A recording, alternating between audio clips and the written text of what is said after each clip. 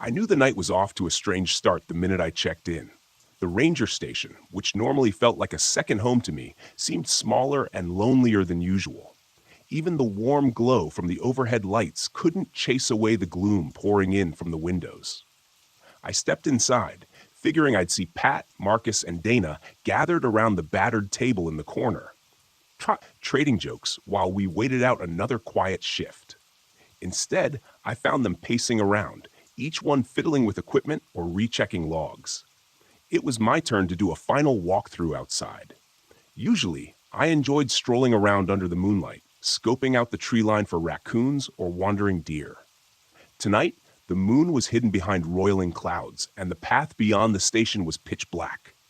The wind whipped across the roof, making the beams groan. I half wondered if the entire structure would shake itself apart. After a few minutes of testing the locks and listening for anything unusual, I stepped back inside, my jacket dripping with cold dew. Pat gave me this look that said, "All good out there?" I nodded, but I didn't really feel certain.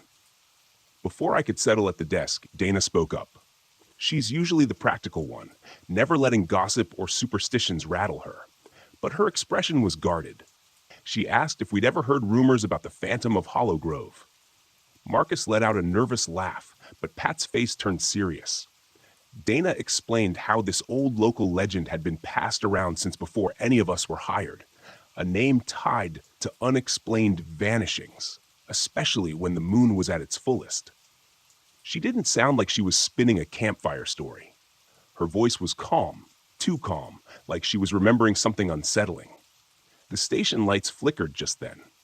It might have been a hiccup in the power, but it made every single nerve in me go on alert.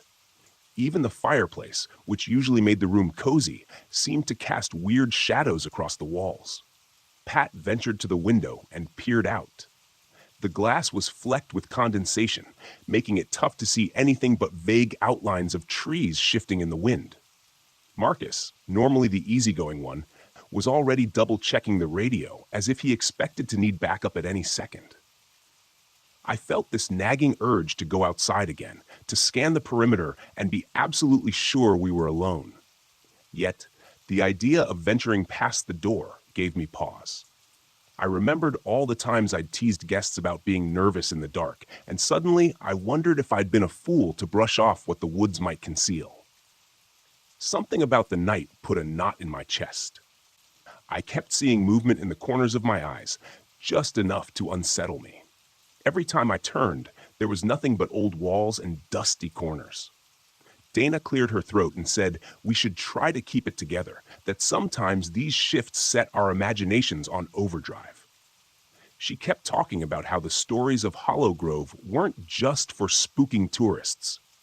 There was a grain of truth buried in them, enough to make even skeptics look over their shoulders now and then. I wanted to brush it off, but I couldn't. Not with the wind howling outside like it had a purpose.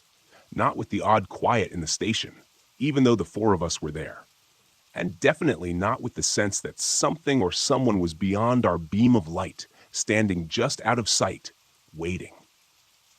We didn't speak for a while after that. We just sat there, each lost in our own thoughts, half expecting a knock on the door or a flicker of movement in the dark. When we finally did say anything, it was barely above a whisper, as if we were afraid of who else might be listening. Dana had a faraway look that practically begged us to lean in. I could see she wasn't sure if she really wanted to rehash whatever was sitting on her mind, but she let out a shaky sigh and began. "A couple years back," she said quietly, "I was finishing up a shift here. The weather had been horrible for days. Relentless rain, all the trails basically sludge. Nobody was bothering to visit, which meant I had to keep an eye out by myself. That night, I was still new enough to think every single bump outside could be a stray animal. Except, the sounds I heard weren't from an animal." She paused, gazing at the table. None of us moved. Even Pat, who usually tries to crack a joke and break tension, just watched her in silence. Dana went on about how she'd spent the whole evening hauling fallen branches off the paths. When the sun set, she ducked inside, thinking she'd wait out the storm and call it a night. The wind was raging so hard the station windows rattled every few seconds. Finally, her stomach growled, so she ordered from the nearest diner. Old Henry, a delivery guy everyone in town knew, pulled up half an hour later. She stepped out onto the porch to grab her food. "I remember how dark it felt," she said, rubbing her hands together like she could still feel the chill. There was this dampness that wouldn't let go. The diner headlights cut across the station's walls, but everything else was swallowed by black sky. She tried to keep it casual, chatting with Henry about the rain, about how he managed to drive in such miserable conditions. But he kept glancing over her shoulder. Finally, he blurted out that somebody was standing among the twisted oaks near the fence. Dana saw nothing at first, just the silhouette of trees shifting in the wind. Then she made out a shape, thin, ragged, like it was half crouched behind a trunk. That's when they both heard it, something like a hushed voice telling them to go. "It didn't feel like a threat," Dana admitted, tapping her fingers on the table. "It was more like someone warning us." But I couldn't begin to guess who or what was trying to help. The fear ramped up quick. She and Henry jumped into his car without saying a word, not caring about anything but getting down that mud-slick road. The tires spun, kicking up gravel and water, and they raced off. A couple miles later, Henry pulled over, and they just sat there, shaking from adrenaline. Neither one could fully believe what they'd seen. Dana spent the next minutes debating how to explain taking off mid-shift, but it turned out she didn't have to. By that time, she said, the station security system had already caught a group dressed in dark, hooded coats, smashing the door in. They roamed inside for about 5 minutes, rummaging around with this eerie calm. They didn't steal a thing. It was more like they were inspecting the place, searching for something. Then, they walked out into the storm like none of it mattered, leaving behind a few soaked footprints and a lot of unanswered questions. "The cops called me in," Dana said, lowering her voice, "and all they could figure was a botched robbery. But who breaks down a door just to poke around? They never left a single fingerprint." We all glanced around, half expecting to see those hooded figures lurking right outside our windows. Dana's story was unnerving enough, but she wasn't done. She mentioned the little wooden bundle she discovered later, lying in the corner near the supply closet. A pile of twigs bound with a strip of ribbon so tightly knotted that she had to use a knife to cut it. No one in the department could explain it, and eventually, someone just tossed it in a box to be forgotten. "That was the same day the break-in happened," she said. "So call me paranoid if you want. But I've spent every day since wondering why those people came in and who they really were. Maybe it has something to do with all the old stories about this place, or maybe we just got unlucky. But either way, I still can't shake the feeling it's not over." She finished talking, and the low hum of our electrical devices was the only noise left. I was imagining Henry's headlights reflecting on a figure half hidden by trunk and branch, waving them away like it was granting mercy.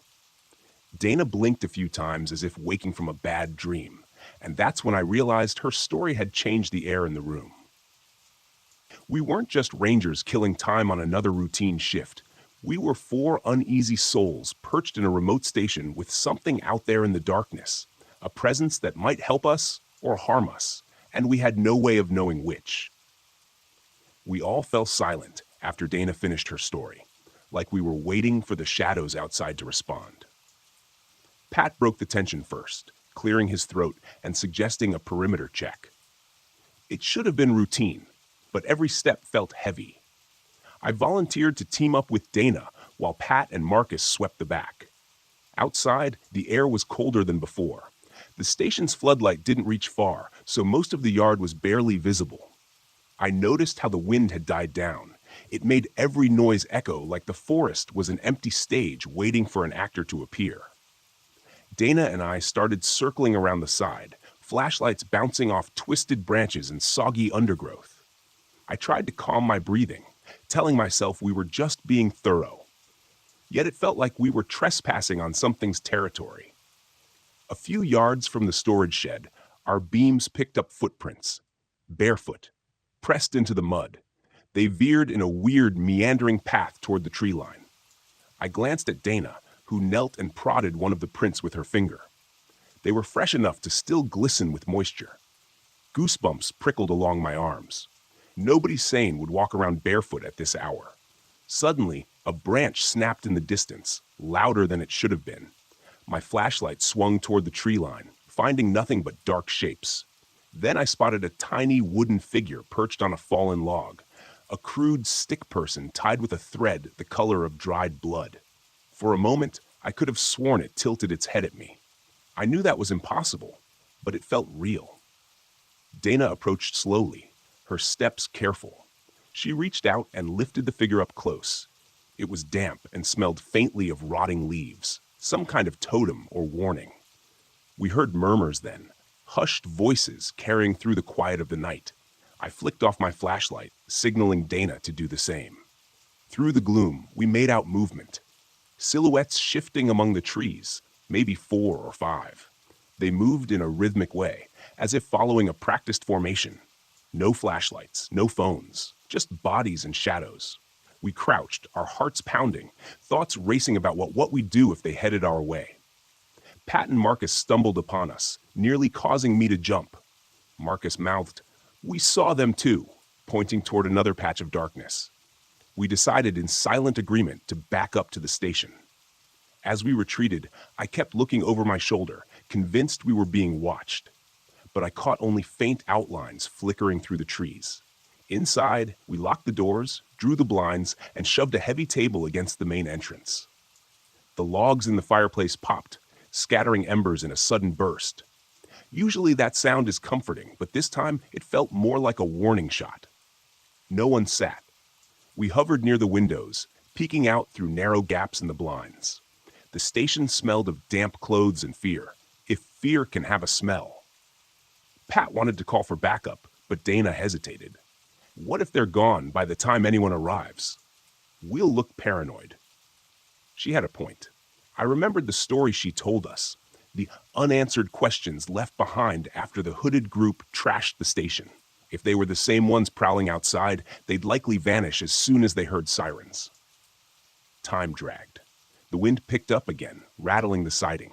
My eyes burned from staring out the window, half expecting to see faces pressed against the glass.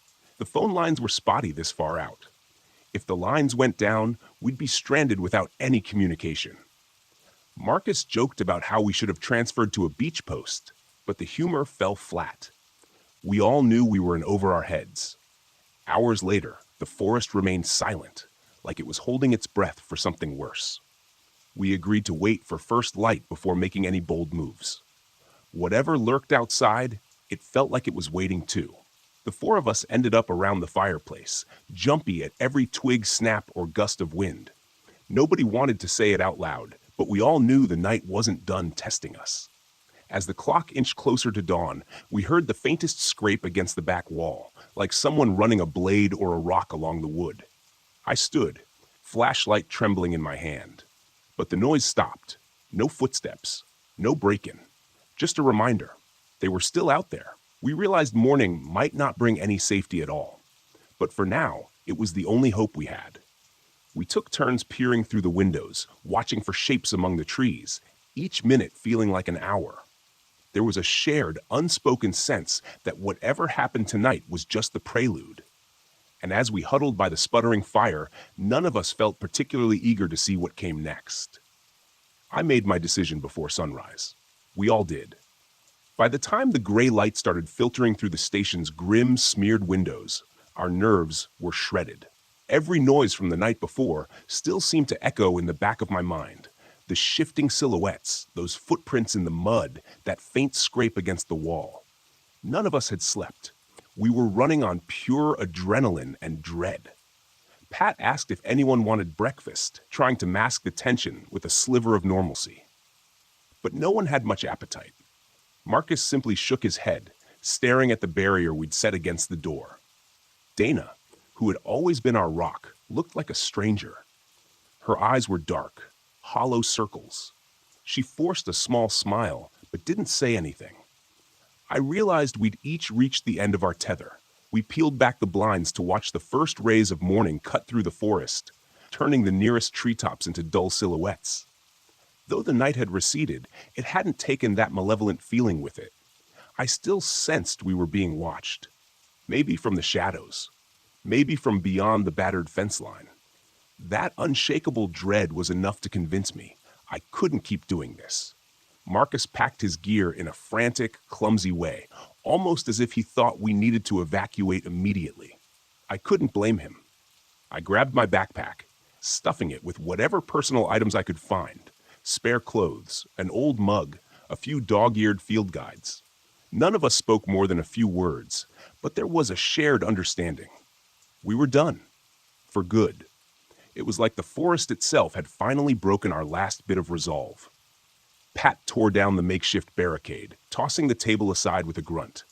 "I'm not sticking around," he mumbled, blinking away the fatigue that clung to all of us. "I'll do the paperwork, whatever it takes, but I'm not coming back here."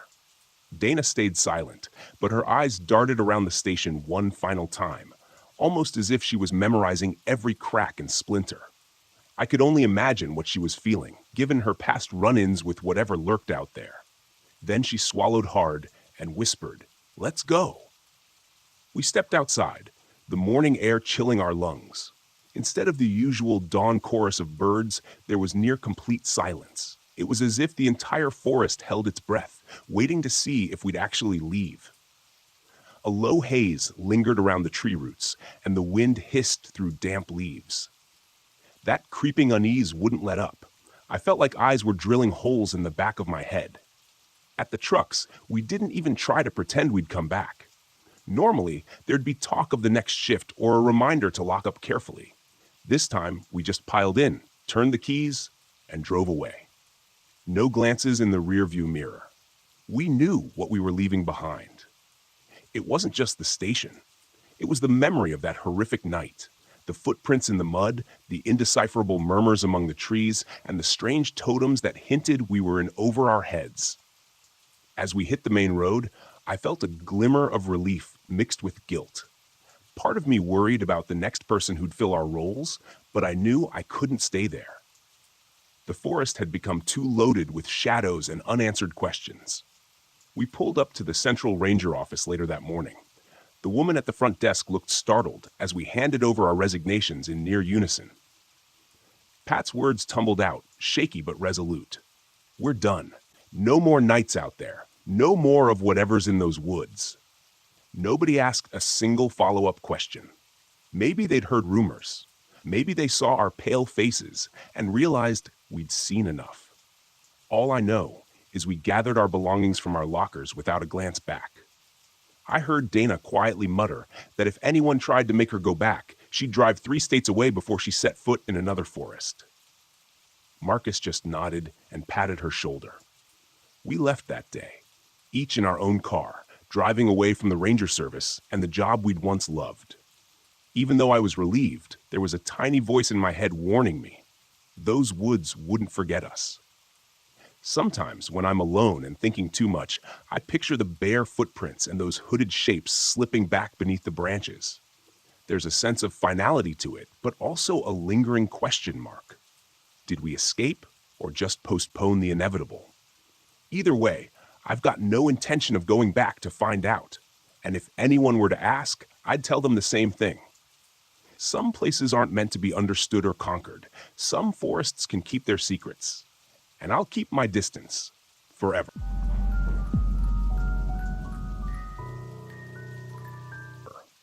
Between February of 1983 and November of 1985, I was employed by the United States Forest Service.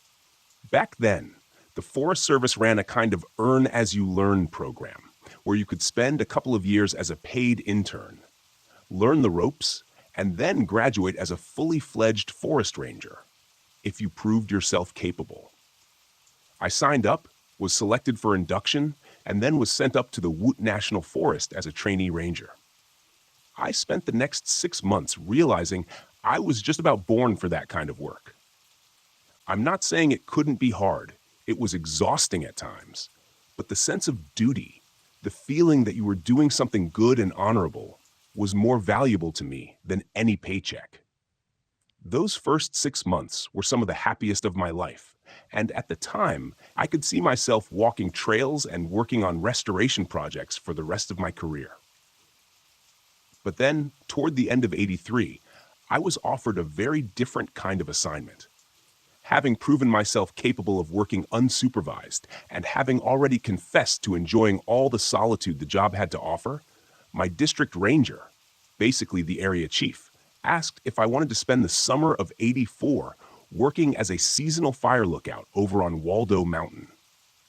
Waldo Mountain is around 50 miles east of Eugene, Oregon, and it overlooks Waldo Lake as well as the Waldo Wilderness area to its north. The lookout is no longer functioning as such today and operates as a kind of public shelter on a first-come, first-served basis. But back then, it was a fully stocked, live-in fire lookout that was occupied by either a forest ranger or a trained volunteer all summer long.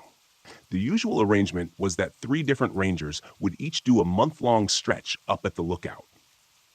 But when it came to delegating fire lookout duties for the following summer, staffing problems meant that there were only me and one other member of the park staff available for the job. If I did a 6-week-long stretch up in the lookout from early June until mid-July, my district ranger would make sure it reflected very favorably on me when it came to offering me a full-time position. And so, about 6 months after the offer, I was headed out to Waldo Mountain with my first 2 weeks' worth of supplies. Now, a lot of you might be picturing the Waldo Mountain lookout as being your typical sort of tower and cabin structure. And that's exactly what I was picturing too, before I actually saw the thing. But when I got there, I found it was basically just a small cabin built atop a rocky outcrop.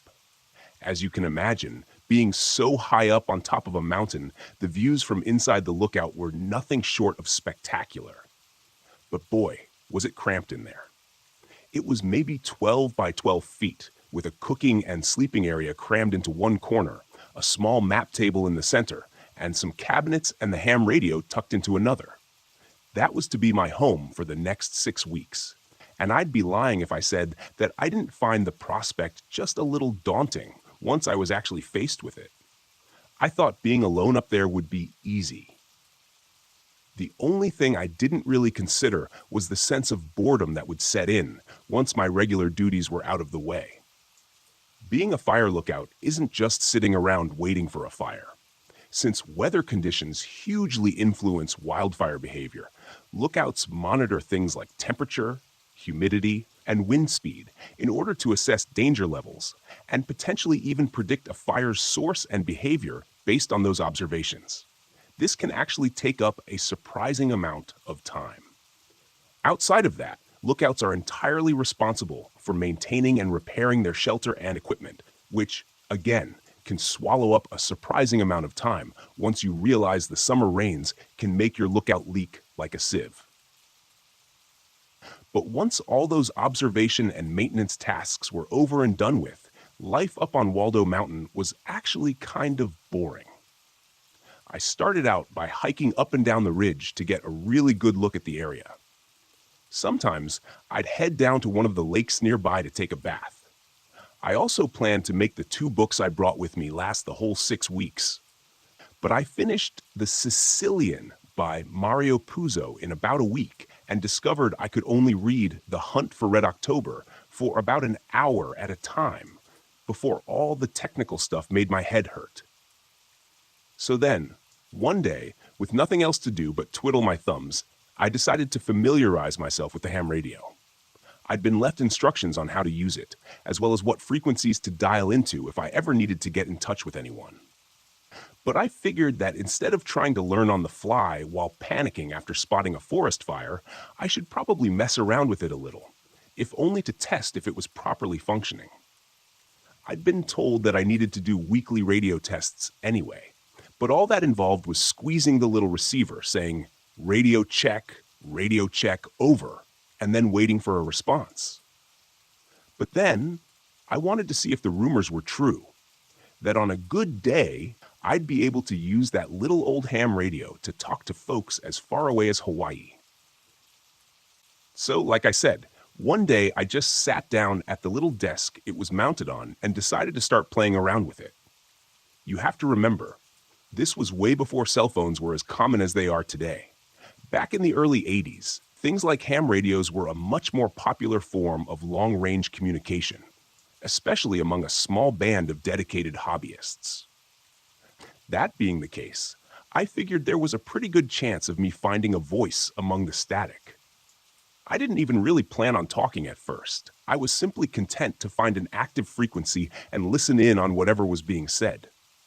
But then, since I didn't hear anything, I decided to start talking. I remember cycling through the frequencies, listening first, and then repeating something along the lines of, "This is Waldo Mountain Fire Lookout calling. Do you read me? Over." I'd talk, wait about 10 to 15 seconds for a response, then, when I didn't get one, move on to the next. I did this maybe 20 or 30 times, just out of pure boredom, really. When, on one particular frequency around the 14 megahertz high frequency mark, I suddenly heard a man's voice come back at me through the buzz of white noise. "Waldo Mountain, this is Pelican Butte Fire Lookout," I heard the voice say. "Receiving you loud and clear. How copy? Over."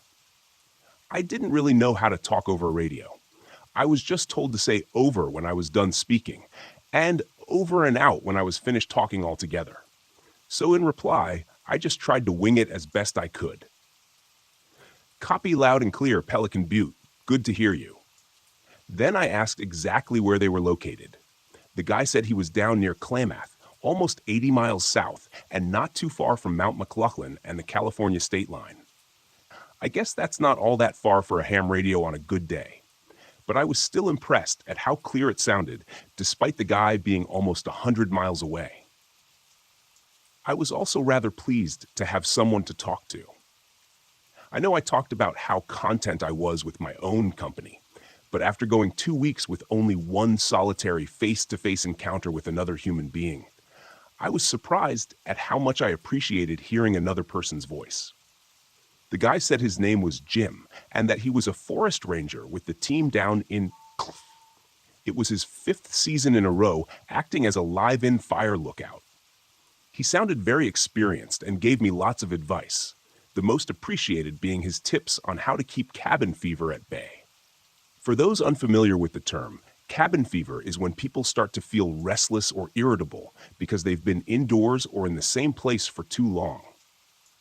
Some folks say it can drive you crazy, and although there's no real danger of that up in a fire lookout, that sense of being trapped with your own thoughts can wear on even the strongest of people. I jokingly asked Jim if he ever knew any lookouts who went crazy, either from the isolation or just being stuck in one place for all that time. He reassured me by saying no, he'd never known anyone to lose their mind or anything. He'd known plenty who quit, especially the civilian volunteers that were drafted whenever staffing levels weren't ideal, but he'd never known anyone to go crazy. Then Jim did mention how he thought I was very brave for taking the Waldo Mountain Lookout this season, especially in light of what happened to the last volunteer. Obviously, those are just about the most ominous words a person in my position could ever wish to hear, so right away I asked Jim what he was talking about. He gave me this almost theatrical kind of, "Oh, you didn't know?"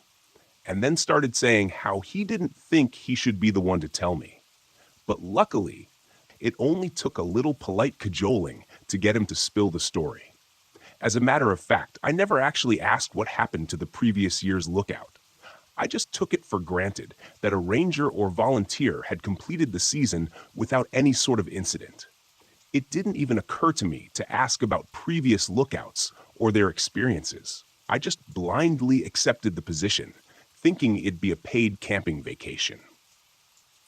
There was obviously the slight danger of animal attacks if you strayed too far from the lookout, and I had heard rumors of a tower up in Washington getting struck by lightning. But aside from that, what else was there to go wrong up here? Well, Jim was nice enough to fill me in. The last Waldo Mountain Fire Lookout, who had volunteered the previous year, had vanished during the final few weeks of their assignment.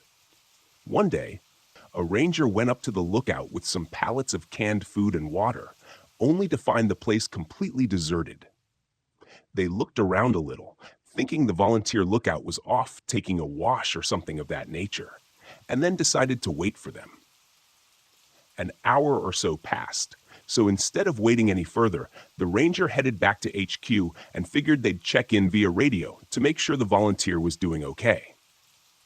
24 hours passed, and no one had heard a single thing from the volunteer lookout. So another ranger headed up Waldo Mountain to check on them, only to find the place still deserted. The ranger team figured the volunteer had simply had enough and called it quits. But if that was the case, why was all their stuff still up in the lookout? All their clothes and their food were still there. Hell, even their boots were just lying inside the door, meaning that wherever they went, they did so in bare feet, or maybe sandals. Jim said he and the team down in Clamo followed the volunteer's disappearance as best they could. Losing a lookout like that felt personal, and Jim said the Clamo team even sent a few rangers up to Wamut to help with the search and rescue effort. But the volunteer was never found, and as far as Jim knew, they were still officially a missing person. I asked him what he thought had happened to the missing volunteer, and he said it was difficult to say. It wasn't out of the question that they'd taken a nasty fall someplace, maybe even down a ravine or into a hidden cave system, which might explain why they were never found. But then again, Jim said that you also couldn't rule out some kind of foul play. Maybe it was a personal thing. The volunteer had an enemy, someone they'd made very angry, who was devious enough to realize that hitting them someplace secluded like that might make for the perfect murder. Or maybe, just maybe, this poor soul got themselves selected almost at random by a killer who saw an opportunity and just took it. I remember listening to all of that and feeling the hairs on my arms and neck stand on end. Jim said he didn't mean to scare me and offered up a final theory involving the volunteer just voluntarily leaving, having gotten sick and tired of the lookout lifestyle to the point that they couldn't even bring themselves to carry their stuff home. You did indeed get the occasional rich kid heading up there to find themselves or something for those 3 months, only to realize they were wasting their entire summer vacation by week 2 or 3. So, if he had to put his money where his mouth was, Jim said he'd have gone with that. Granted, that final theory was probably the most likely outcome. But I'm also not scared to admit that the stuff he'd said first had me pretty shaken up. I kept a .38 with me just in case I ran into an overly friendly mountain lion, and that would obviously work at keeping a person at bay too.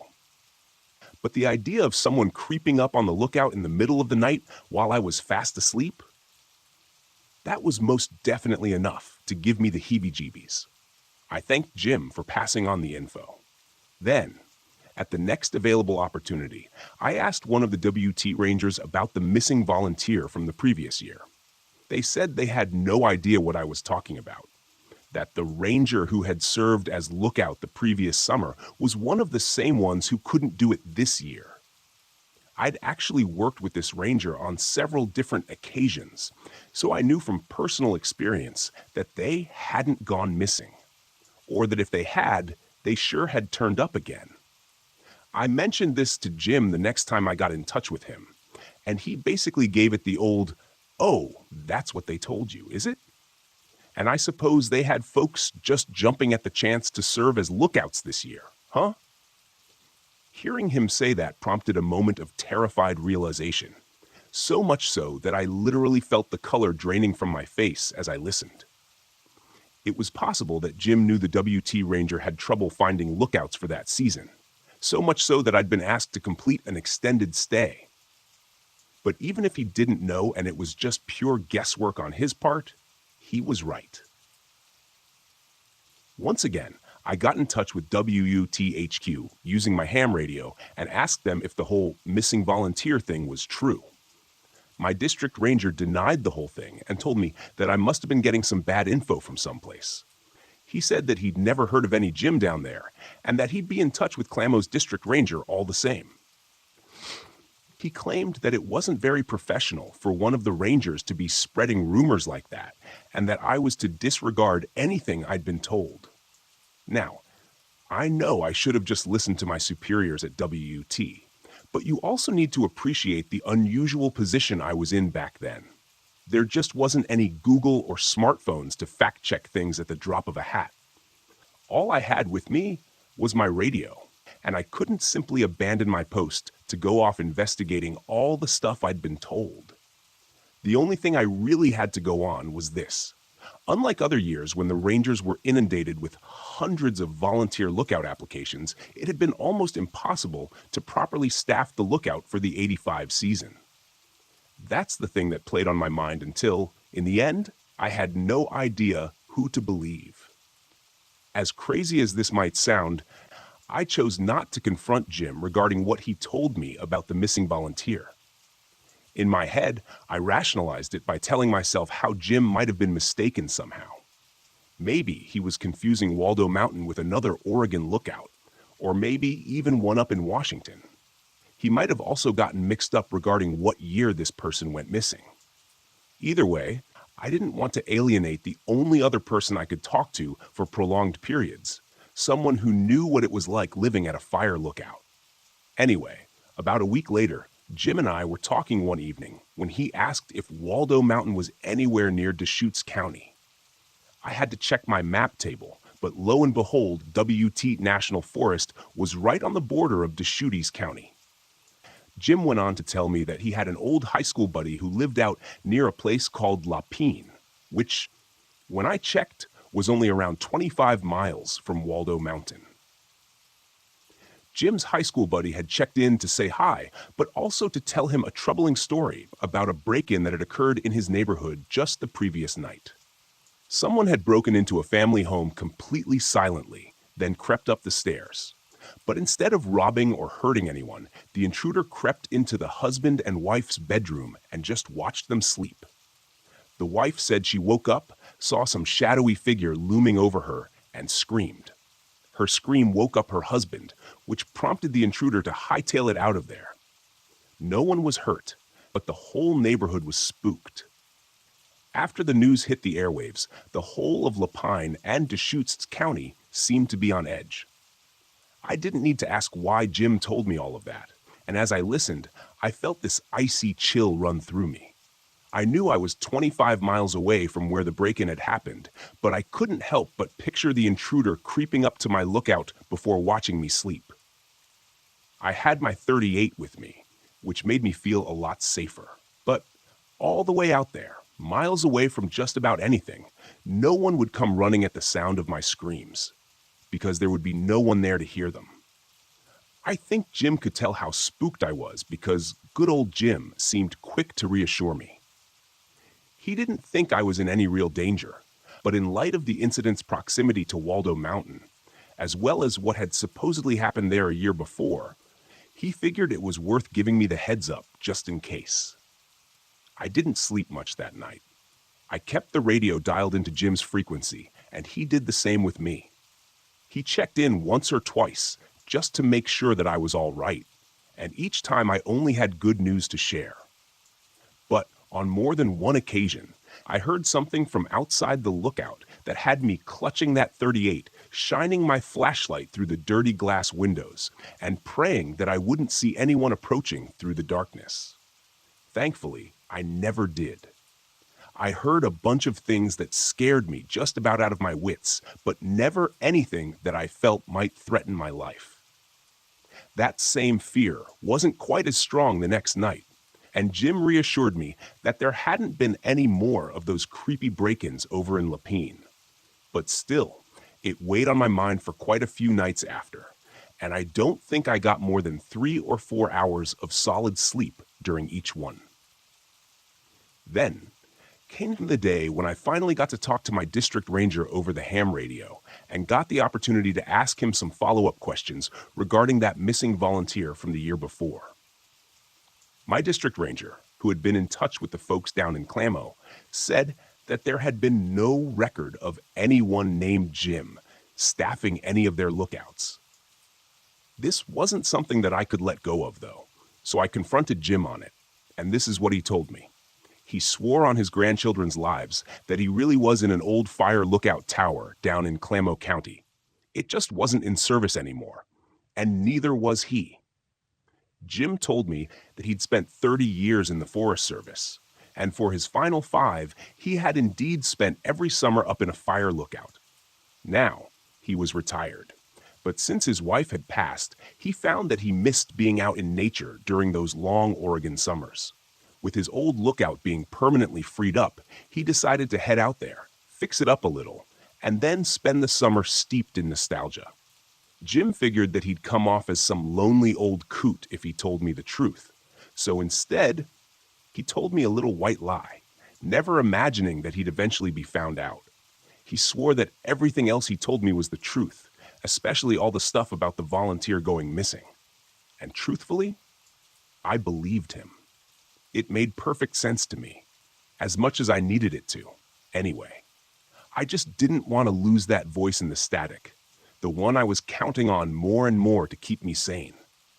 The first few weeks had been a breeze, and although the addition of Jim had been welcome, it had not been entirely necessary.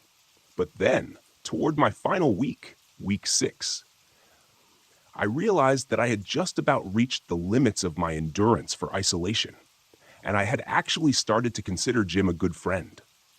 With that in mind, you can imagine the fear that I felt one night when Jim got in touch over the radio with a distinct sound of terror in his voice. As I said, we had been keeping our radios tuned to one another's frequencies at night, just in case anything bad happened. It had been a quiet evening, but then, at around midnight, my radio suddenly burst to life with the sound of Jim's voice. "Jake, it's Jim," he said in a slow, shaky voice before asking, "Are you there? How copy?" "Over." Hearing the urgency in his voice, I rushed over to the radio and began asking him what was up. He then told me, in this frantic, fractured style of speech, that he'd heard someone moving around in the darkness outside his lookout tower. Then, after grabbing his flashlight and heading out onto the walkway outside his cabin, he realized that there were several dark figures in the woods surrounding him on 3 sides. Right away, I told Jim to get the hell off the frequency so he could call for help. But Jim then told me that he'd already tried to contact his HQ down in Klamath, but no one seemed to be manning the radio. He needed me to contact my Ranger HQ so that they could call the cops down in Klamath. I told him I'd do that right away, but before I could twist the frequency dial, I heard him shouting, "Wait!" Jim then started to explain, in the same terrified voice, that the cops needed to know which Pelican Butte to drive out to. Apparently, there was already a Pelican Butte campground down in Klamath County, and the cops needed to head to the old lookout tower Jim was manning, which was off Falls Highway near the 4M Flat Quarry. If I didn't pass along this crucial piece of information, Jim would be screwed. I remember frantically scribbling all that information down and asking Jim to repeat the name of the forest road he had mentioned at one point. And then, after waiting for his response, this is what I heard. Jim's voice suddenly broke through the static and said, "Oh God, they're coming up the stairs." I told him to lock and load the rifle he'd mentioned having with him, and to shoot anyone who came through the door to his cabin. I then heard Jim screaming, "Oh my God! Oh my God! What the hell are you people?" And the next thing I heard was a loud bang, then another and another. Jim let out a scream, and then, once his own had sort of petered out, something else unleashed an ear-splitting, inhuman roar before the transmission suddenly went quiet. I've faced some pretty terrifying moments in my life, but that right there might just take the cake.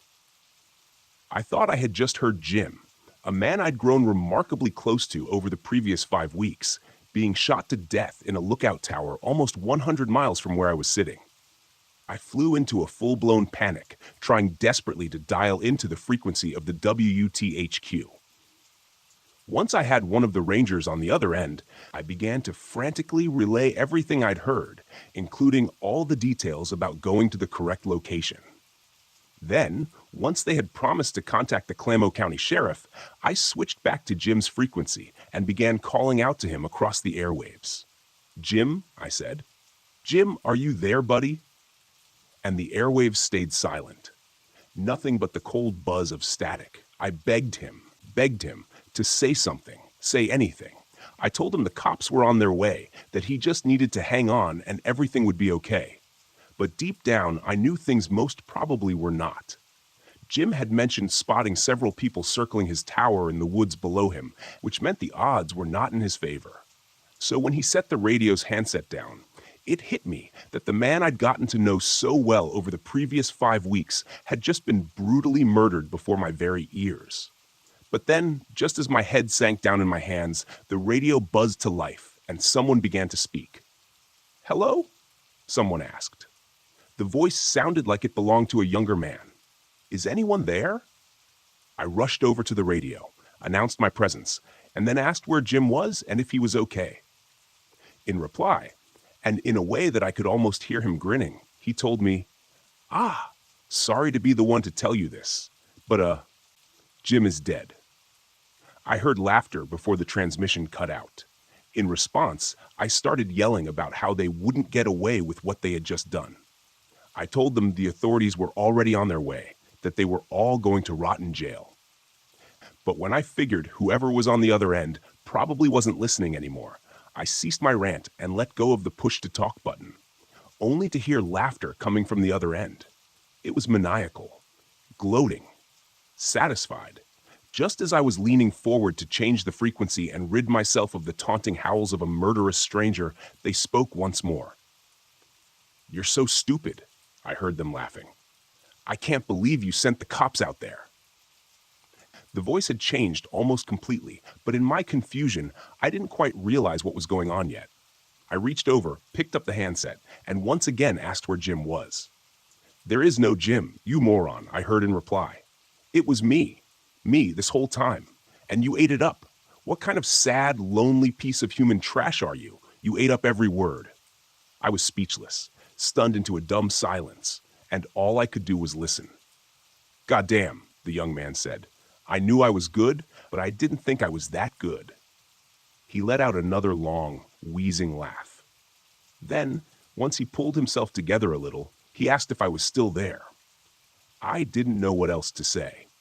I picked up the handset, and the first thing that came to mind was the first thing out of my mouth.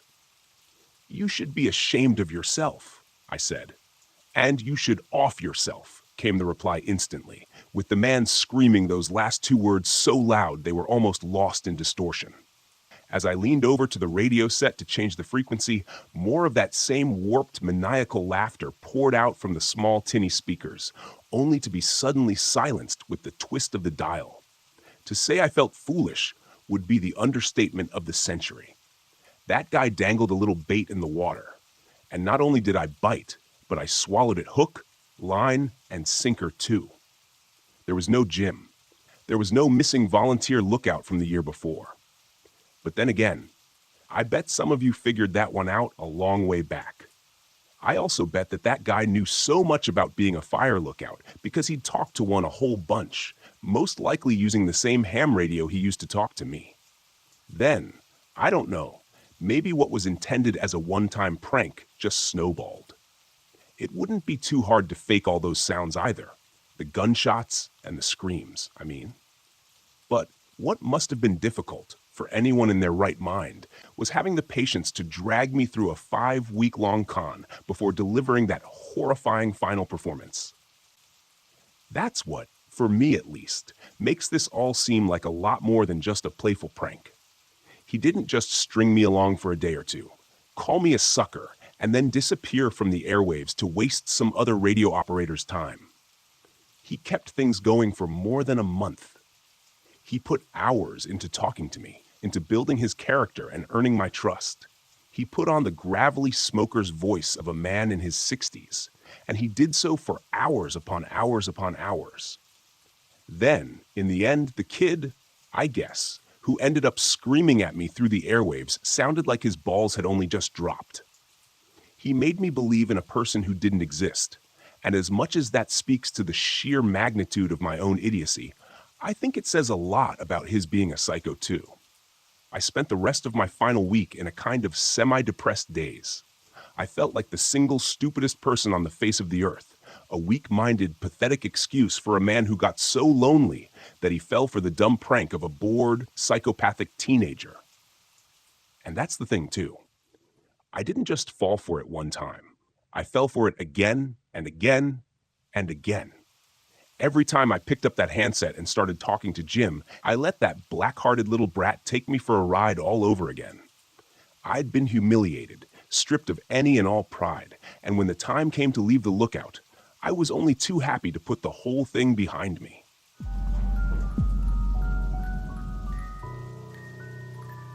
The sun was just starting to dip behind the mountains when the call came through.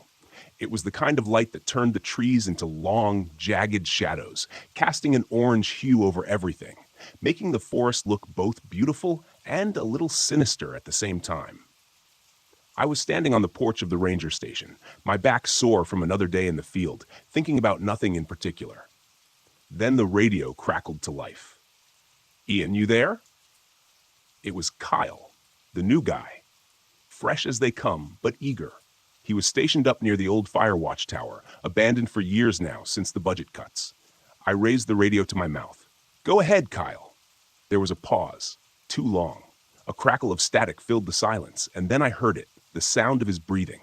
Fast and uneven. Fear. I think something's out here," he said, his voice barely more than a whisper. "What are you talking about?" I asked, a knot of unease forming in my gut. "Is it a bear?" No, not a bear. Something else. Something's not right." The knot tightened. "Stay calm, Kyle. Where are you exactly?" "By the watchtower, near the North Ridge. I thought I saw something in the trees." The radio cut out, and what came next made my blood run cold. A sound low and guttural like an animal, but not quite. It was a sound that didn't belong to anything I knew in these woods. The radio crackled once more, a blood-curdling scream.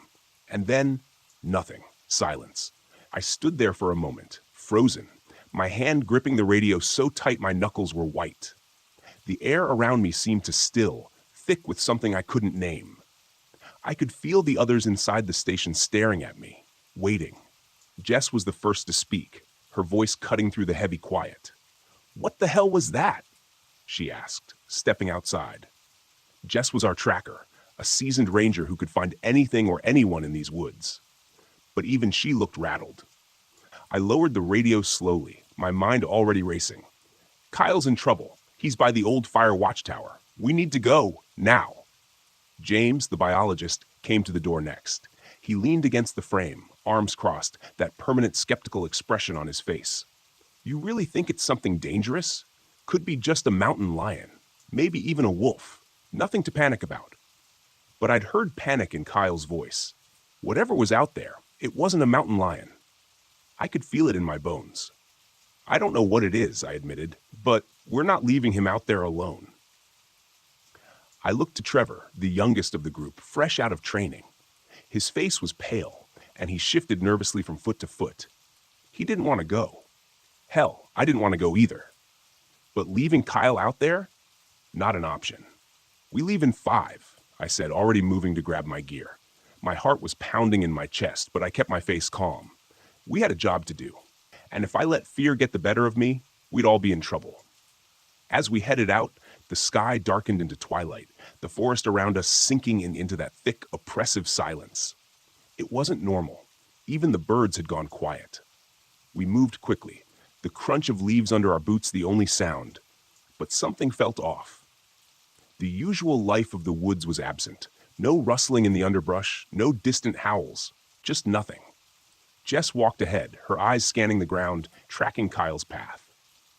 She didn't say much, but I could tell she was on edge, her movements a little too tense. James kept muttering under his breath, more to himself than anyone else. And Trevor stayed close, his head on a constant swivel, wide-eyed like a deer caught in headlights.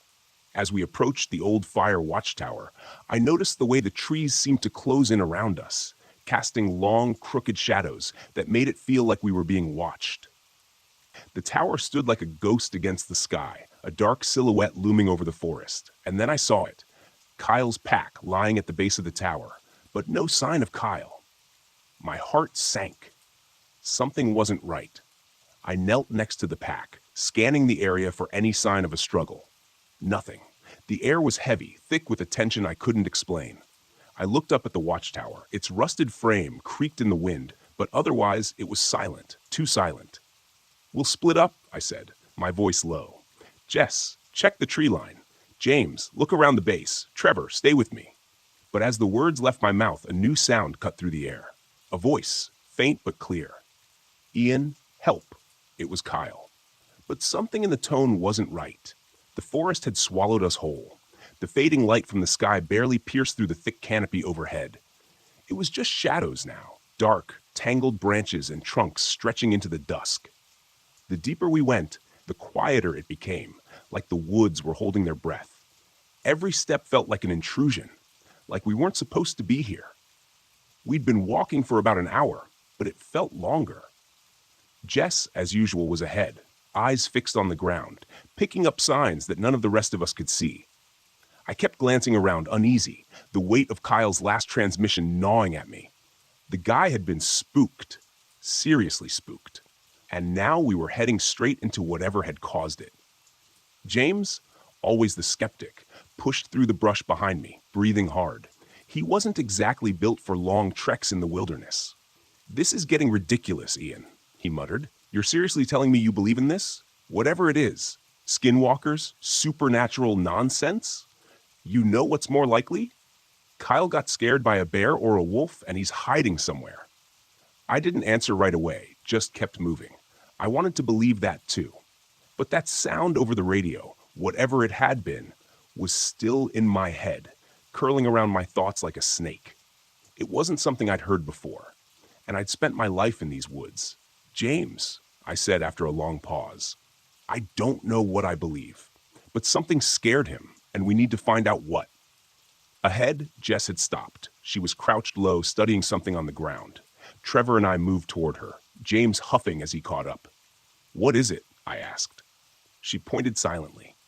There, caught on a low branch, was a strip of fabric, green, like the ranger uniforms we all wore. It was torn, ragged at the edges, and stained with something dark. My stomach twisted. "Kyle's?" Trevor asked, his voice barely more than a whisper. Jess nodded, her face grim. She stood, brushing dirt off her knees. "His trail goes further into the trees, but I'm not liking what I'm seeing." I knew what she meant. We'd all noticed it. Claw marks, gouged deep into the trunks of the surrounding trees. Whatever had left them was big, too high up to be from a bear, too wide to be a mountain lion. I ran my fingers over one of the marks, trying to picture what kind of creature could have done this. Nothing I could think of matched. "What the hell made those?" Trevor asked, taking a step back, his eyes darting around, scanning the shadows like something might leap out at us. "Nothing good," Jess answered flatly. "We need to move, fast." She was right. The woods were starting to feel alive, like something was watching us. My instincts were screaming at me to turn around, to head back to the ranger station and wait until daylight, but Kyle was still out here, and I couldn't leave him behind. We pushed forward, following Jess as she tracked deeper into the forest. The air felt thick, almost suffocating, and the usual sounds of the woods, birds, insects, the rustle of animals in the brush, were completely absent. It was like the whole forest had gone still, waiting for something to happen. "Look," Jess said quietly, pointing ahead. I followed her gaze and saw it, a cabin, barely visible through the trees. The roof sagged, and the walls were worn, but it was still standing. "That's Noah's place," I said. The old man lived way out here, keeping mostly to himself. I hadn't seen him in years. He was a Native American shaman, or so the rumors went. People said he knew things about the forest, things most of us didn't want to know. As we approached, the door creaked open, and Noah stepped out, his weathered face unreadable. He didn't seem surprised to see us. "Ian," he greeted me, his voice rough as gravel. "You've come looking for your young friend." I nodded. "Kyle. He's gone missing near the old fire watchtower." Noah's dark eyes flicked to the others, then back to me. "You shouldn't be here?" he said simply. I waited, but he didn't elaborate. Frustration bubbled up inside me. "What do you mean? You know something, don't you?" He nodded slowly, his gaze drifting toward the tree line.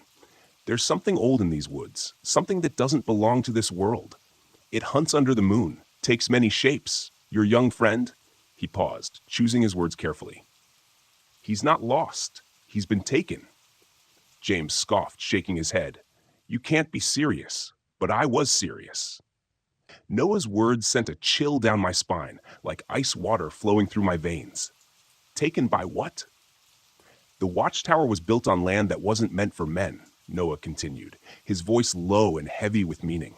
"It's a place of power, but also of danger, and now you're walking right into its grasp." Jess shifted beside me, her jaw tight. "We need to find Kyle." Noah met her gaze. "If you go further, you'll find more than your friend, and you may not like what you see." I glanced back at the forest. The trees seemed to press closer, the shadows deeper. Something was out there, waiting. The sun disappeared faster than I'd expected, swallowed up by the thick tangle of trees that closed in around us. The darkness didn't creep in. It fell, hard, like a curtain dropping after a show. One minute, there was a faint glow in the distance. The next, nothing. Just shadows and the faint rustling of wind through the treetops. But even the wind felt wrong. Too still. Too quiet. Jess was the first to suggest we set up camp, but we all knew it was more out of necessity than comfort. Our pace had slowed, tension growing with each step, and we hadn't seen a trace of Kyle for hours. Just his pack, some torn fabric, and those claw marks on the trees. Whatever was out here, it wasn't going to let us find him easily. We cleared a small patch of ground just off the path, far enough from the thickest of the trees, but close enough to feel trapped.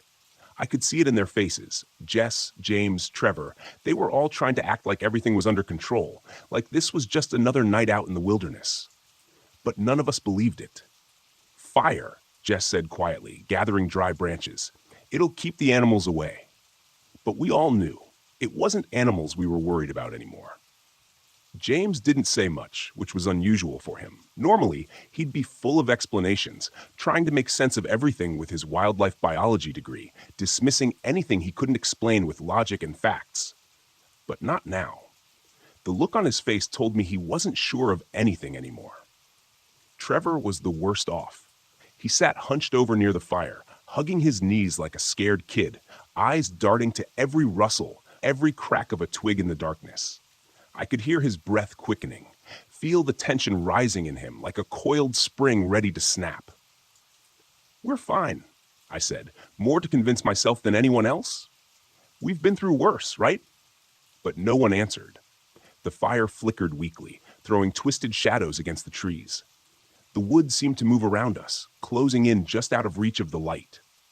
That oppressive silence, so thick you could feel it pressing down on your chest, lingered. And I couldn't shake the sense that we weren't alone. We sat there, staring into the flames, pretending it was enough to keep the darkness at bay. Then, without warning, a sound cut through the stillness. A voice. "Help, please," Kyle's voice. Trevor shot up from his spot, eyes wide. "Kyle!" he yelled, taking a step toward the trees. "Wait!" I grabbed his arm, yanking him back. He looked at me, confused and desperate, but I kept my grip firm. There was something off about that voice, something not quite right. It was too faint, too distant, like it wasn't coming from anywhere at all, just hanging in the air around us. And then, just as quickly as it had come, it was gone, swallowed up by the woods. "That wasn't him," Jess said softly, eyes scanning the dark tree line. "It sounded like him," Trevor argued, "but it wasn't." He shook his head. "You don't know that. He could be out there, hurt, scared. We can't just leave him." "We're not leaving him," I said. "But running off into the dark isn't going to help either. We stick together. If that was Kyle, we'll find him." I gestured toward the trees. But that didn't feel right. Trevor's resolve cracked. His mouth opened like he wanted to argue, but no words came out. Instead, he just nodded, eyes still darting nervously toward the trees. We all stayed close to the fire after that. The tension was so thick you could cut it with a knife. I kept listening for that voice, but it didn't come again. Instead, there were other sounds. Quiet, almost imperceptible at first. A snapping branch, the shuffle of something moving through the underbrush. Jess stiffened beside me, her hand instinctively going to the hunting knife on her belt. Then came the growl. Low, guttural, like something big, something dangerous, just beyond the circle of firelight. The hair on the back of my neck stood on end, and I felt a cold sweat break out across my skin. James, who had been staring into the flames, looked up, his face pale. "What the hell was that?" he whispered, eyes wide. We all stood, weapons ready, scanning the darkness. The growl came again. Closer this time. I could feel it reverberate in my chest, a deep, rumbling sound that shook the ground beneath us. My heart pounded, adrenaline flooding my veins. Every instinct screaming at me to run, but there was nowhere to go. Then the growl stopped, replaced by a sickening silence. We waited, tense, expecting something to leap out of the shadows. But instead, it was Trevor who broke the stillness. His voice cracked, barely audible. I turned toward him, just in time to see his wide, terrified eyes, before he disappeared into the darkness. Gone. Just like that. His radio hit the ground with a soft thud, the only thing left of him. Then it crackled to life, and through the static came Trevor's voice. "Help! I'm here." But it wasn't him. The fire watchtower loomed over us like a forgotten monument, barely visible in the gloom. Its rusted frame creaked in the wind, a skeleton of what it once was. We stumbled toward it, driven by pure instinct and fear, Trevor's disappearance still fresh in our minds. The ground felt like it was shifting under my feet, every step heavier than the last, as though the forest itself didn't want us to reach the tower. Jess was limping beside me, her breath ragged and shallow. She had twisted her ankle when we'd run from the campsite after Trevor vanished, but she refused to slow down. I could see the pain etched on her face, but we both knew stopping wasn't an option, not with whatever was out there stalking us. James trailed behind, pale and silent, his disbelief finally shattered by what we'd witnessed. The thing in the forest wasn't an animal. It wasn't something any of us had ever dealt with. I glanced back at him, his eyes wide and wild, like a man on the edge of losing it completely. "You hanging in there, James?" He didn't answer at first, just kept moving, his breath coming in shallow, panicked gasps. I don't know what's out there," he muttered. "I thought it was maybe just some predator. But it's not." His voice cracked. "It's real," I said grimly, "and it's coming." We reached the base of the tower, and my hand instinctively went to the ladder. I craned my neck, looking up. The old wooden platform was barely visible in the dim light, just a dark outline against the sky. I didn't like the idea of going up there. It felt like a trap, but staying on the ground wasn't an option either. "Up," I said, pushing Jess ahead of me. "Let's move." One by one, we climbed, the old rungs creaking under our weight. My pulse pounded in my ears, my senses screaming at me to keep moving, keep climbing. Behind us, the forest was too quiet. No more growling, no more rustling, just that suffocating silence, like the whole world was holding its breath. We reached the top and clambered onto the platform. It swayed under our weight, groaning in protest, but it held. The view from up here was terrifying. Nothing but blackness in every direction, the forest stretching out like an endless ocean of trees. And yet, I felt exposed. The tower wasn't a sanctuary. It was a perch, and whatever was out there could see us. James crouched by the edge, gripping the railing with white knuckles. "We shouldn't have come here. We shouldn't have." His voice was barely more than a whisper, panic seeping into every word. "Get a grip, James," I snapped. "We didn't have a choice." Then I saw it. The blood. It was smeared across the floorboards, a dark, dried stain that trailed toward the corner. My stomach lurched as I recognized the mark. Kyle had been here. This was where it had taken him. "Ian," Jess said, her voice low, "we need to keep moving." But before I could respond, there it was again, a voice, faint and distant, floating up from below. "Ian, Jess, help me." "Kyle, not anymore." "Don't listen to it," I said, louder than I meant to. "It's not him." But the voice kept coming. Closer now. Clearer. "Please, Ian, help me." I backed away from the edge, my hand tightening on the grip of the rifle slung across my shoulder. Then, an explosion of sound from below. Branches snapping. Something large crashing through the underbrush. It was circling the tower. Then, silence. James stood suddenly, his face pale as a ghost. I can hear him," he said. I turned and saw them. Two glowing yellow eyes just beyond the tree line. Too high up to belong to anything normal. Too bright. Too wrong. James didn't scream. He didn't make a sound. As something pulled him into the darkness, the sound of snapping branches and tearing flesh filled the night. Jess clutched my arm, her breath ragged. What do we do? I swallowed hard, my heart pounding. We wait. But even as I said it, I knew. There was no waiting. The thing had found us, and now it was just a matter of time. Below us, the voice came again. Soft, pleading. Ian, please. I closed my eyes, gripping my rifle tighter. It was going to come for us next. The forest was alive with the sound of something hunting us. The skinwalker circled below, unseen but unmistakably there, its movements too fast, too erratic. We could hear it growl, reverberating through the trees, a low guttural sound that sent ice-cold terror through my veins. Every crack of a branch, every rustle of leaves had me gripping the rifle tighter, but I knew a gun wasn't going to stop whatever was down there. Jess crouched beside me, her breath coming in shallow gasps, her face pale, streaked with sweat and dirt. Neither of us spoke, both listening to the sound of the creature prowling below, waiting for it to make its move. The fire watchtower swayed slightly under the pressure of the wind, or maybe under the pressure of something worse, something that didn't care whether or not we had high ground. I don't think it's going to stop, Jess whispered, her voice raw, barely a thread of sound. I swallowed hard. No, it won't. It's playing with us. The creature was relentless.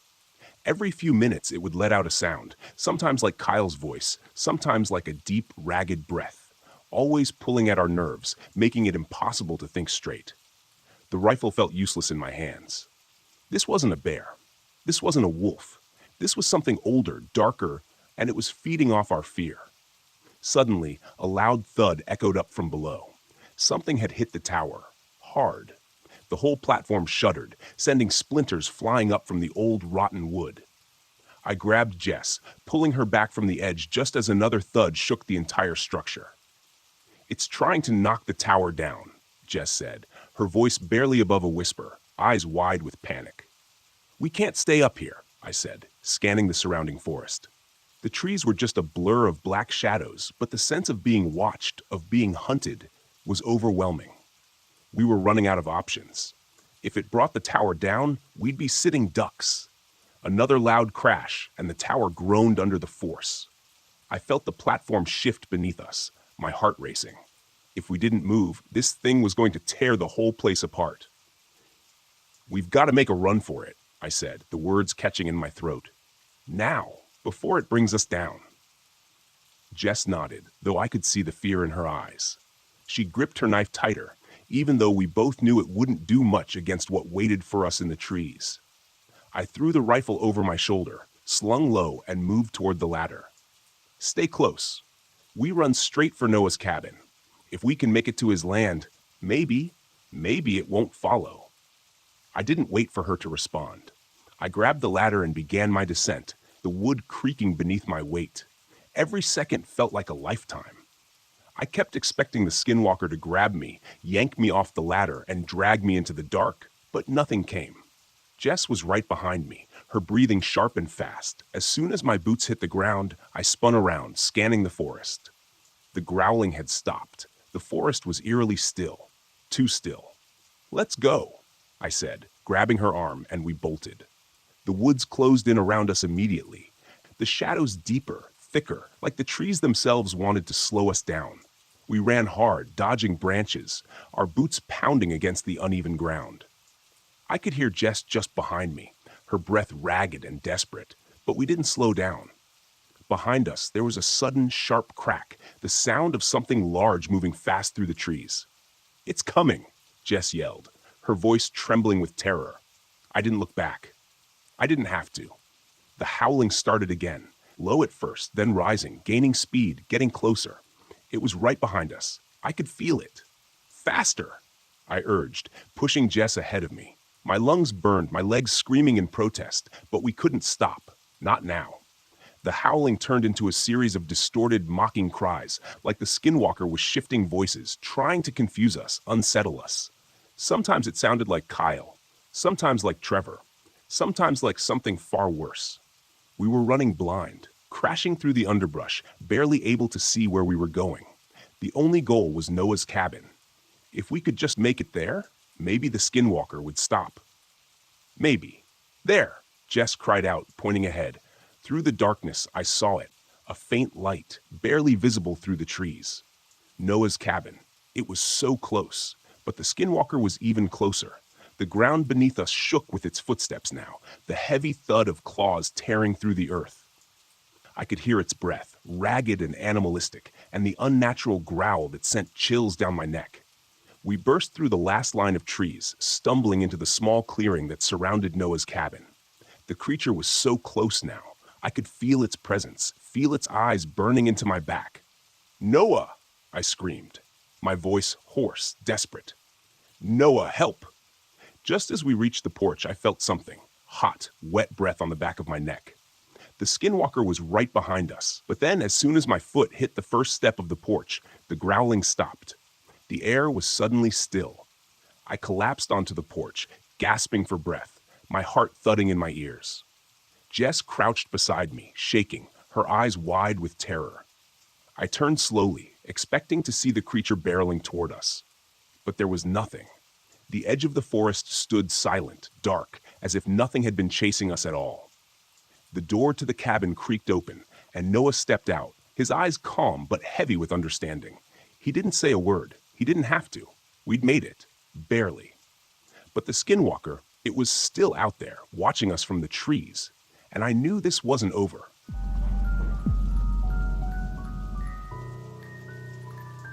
Way back in 2015, I first saw that photo, the one that changed my life. There she was, a young woman sitting on a bed with the most breathtaking view of pine-dotted mountains behind her. I remember thinking, if that's her home, what do I have to do to live in that kind of coniferous paradise? I did some research and found out that the woman wasn't living there permanently. She was a fire lookout. She stayed up there for months at a time and got paid for it. From that moment, I was obsessed. Living the life of a fire lookout for a summer seemed like the adventure of a lifetime. I thought it would be easy to get into, but I was wrong on both counts.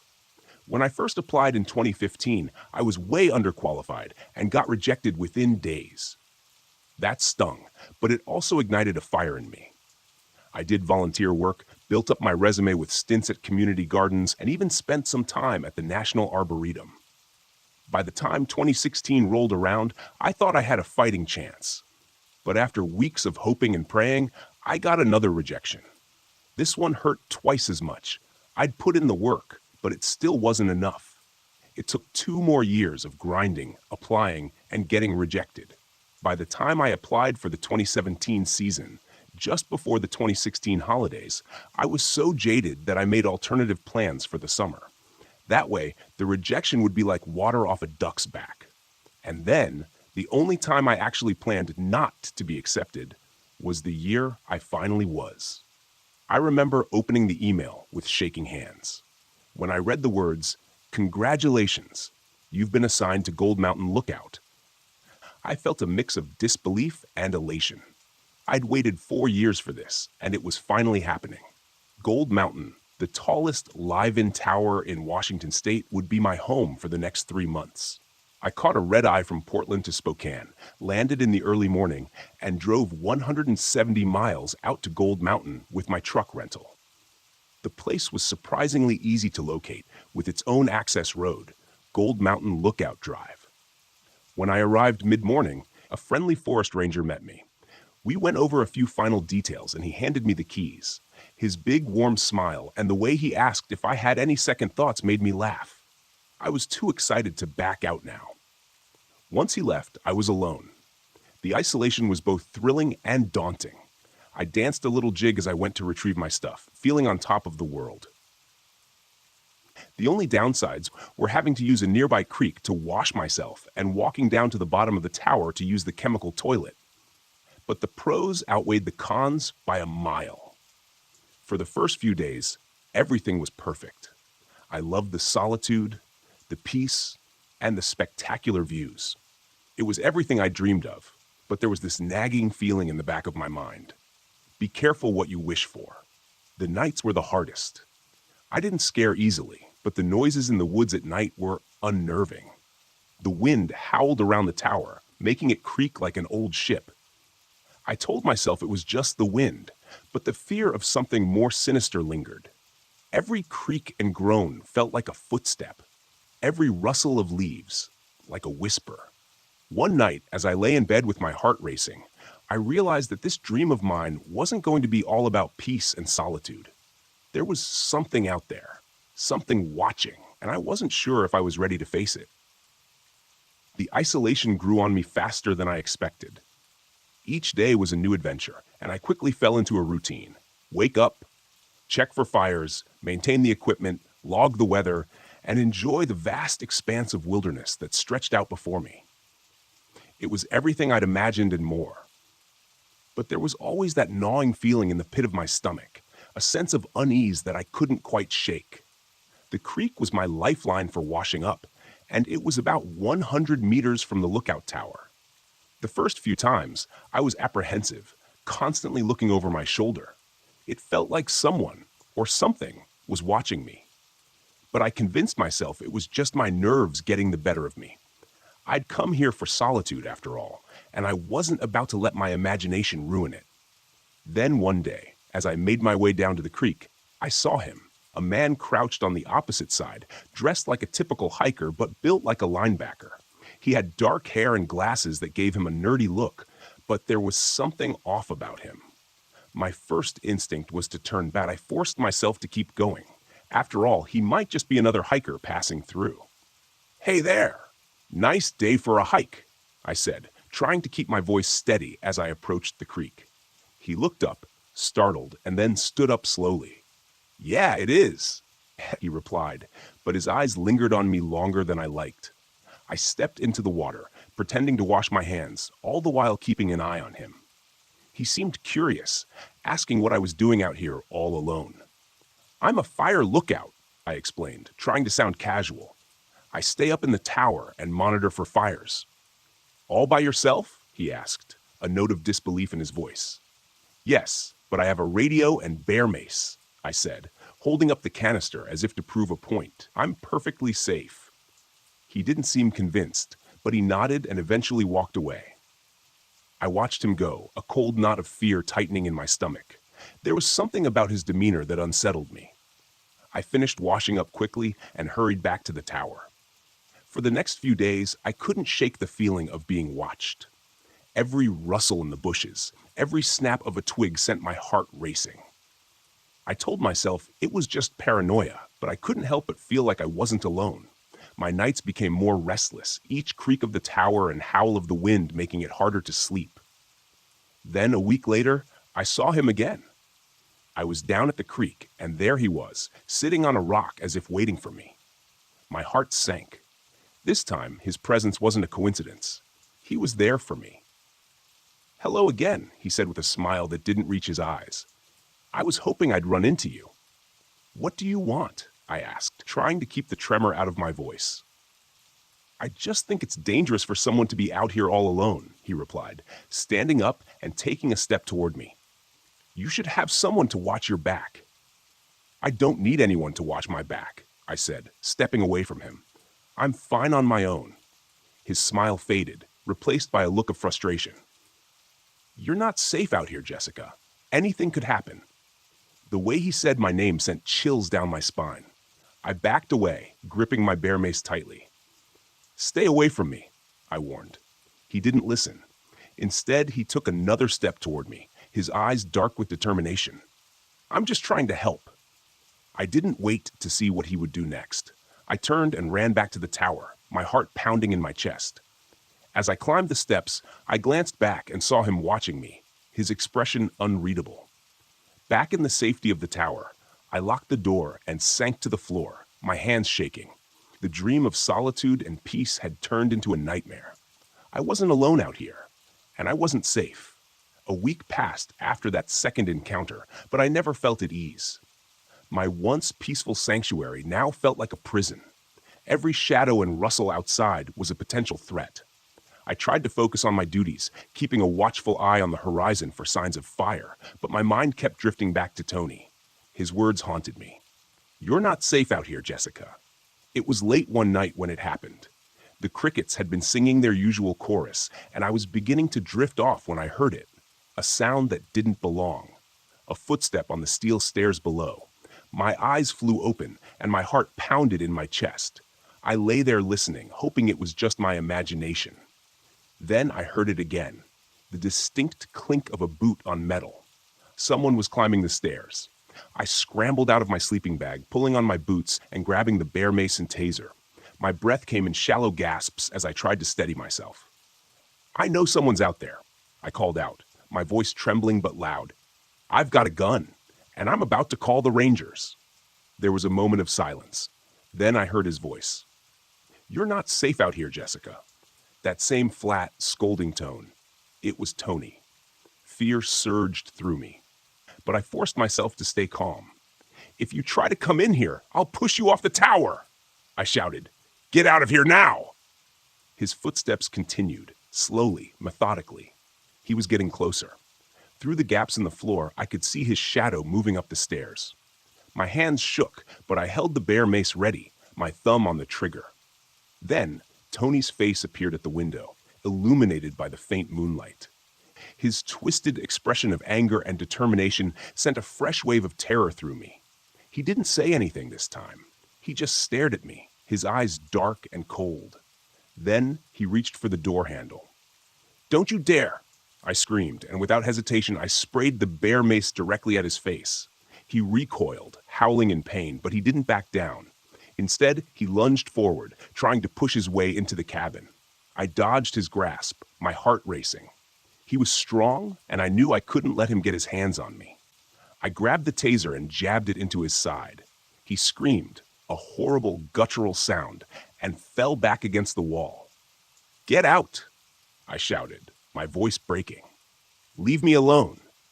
Tony staggered, trying to regain his balance. I hit him with the taser again, and he collapsed to the floor, writhing in agony. For a moment, I thought he might pass out, but he managed to drag himself toward the stairs. I followed him, my heart still pounding. I gave him one last blast of bear mace as he descended, making sure he wouldn't turn back. He stumbled down the steps, cursing and groaning, until he disappeared into the darkness below. I ran back into the cabin, slamming the door shut and locking it. My hands were shaking so badly, I could barely hold the radio. I called the Rangers, my voice trembling as I reported the attack. By the time they arrived, Tony was long gone. They searched the area but found no sign of him. The Rangers were sympathetic, but their reassurances did little to calm my nerves. The police were called, and they questioned me extensively. But without solid evidence, there wasn't much they could do. Tony had vanished into the night, leaving me with nothing but fear and the gnawing dread that he might come back. The once serene and beautiful lookout tower now felt like a fortress under siege, and I was its lone defender, always waiting, always watching, never truly at peace. The days that followed felt like an eternity. Every noise, every movement in the forest below set my nerves on edge. I barely slept. The cricket song, which once lulled me to sleep, now kept me awake. Each chirp felt like a countdown to another terrifying encounter with Tony. I kept the Bear Mason taser within arm's reach, constantly reminding myself of their presence, a flimsy barrier against the relentless dread. One night, as I sat by the window, scanning the dark tree line, I saw a shadow move. My heart leapt into my throat. I grabbed the flashlight and shone it into the darkness, but there was nothing. Just the wind rustling through the trees. I tried to calm myself, but my mind was a whirlwind of fear and anxiety. The Rangers were kind, but there was only so much they could do. They patrolled the area more frequently and reassured me that Tony had likely moved on. But their words were hollow. I knew better. Tony wasn't just a passerby. He was a predator, and I was his prey. I kept my radio close, checking in with the Rangers more often than necessary. They didn't mind. They understood my fear. Each time I pressed the button and heard their voices, a small measure of calm washed over me. But it never lasted long. One particularly cold and windy night, I was jolted awake by a sound I had come to dread, the creak of the stairs. I sat up, my heart pounding in my chest, and listened. The wind howled around the tower, making it difficult to discern specific noises. I strained my ears, hoping, praying that it was just my imagination. Then I heard it again, a distinct, deliberate footstep on the metal stairs. I grabbed the bear mace and taser, my hands trembling. This time, I didn't call out. I waited. My breath was shallow. My pulse raced. The footsteps grew louder, closer. I could see a shadow moving up the stairs. As the shadow reached the top, I shone my flashlight directly at it, illuminating Tony's twisted, furious face. His eyes were bloodshot, his expression one of pure rage. "You're not safe out here, Jessica," he hissed, echoing his previous threat. Before he could take another step, I sprayed the bear mace directly into his face. He screamed, a guttural, animalistic sound, and stumbled back. I didn't wait for him to recover. I jabbed the taser into his side, sending volts of electricity through his body. He convulsed, collapsing onto the stairs. "Get out!" I screamed, my voice raw with fear and anger. "Get out and never come back!" Tony managed to crawl down the stairs, his screams of pain echoing through the night. I watched him go, my heart pounding, my hands shaking. When he was finally out of sight, I ran back into the cabin and locked the door. The dream I had once cherished was now a ghost, a reminder of the darkness that can lurk even in the most beautiful places.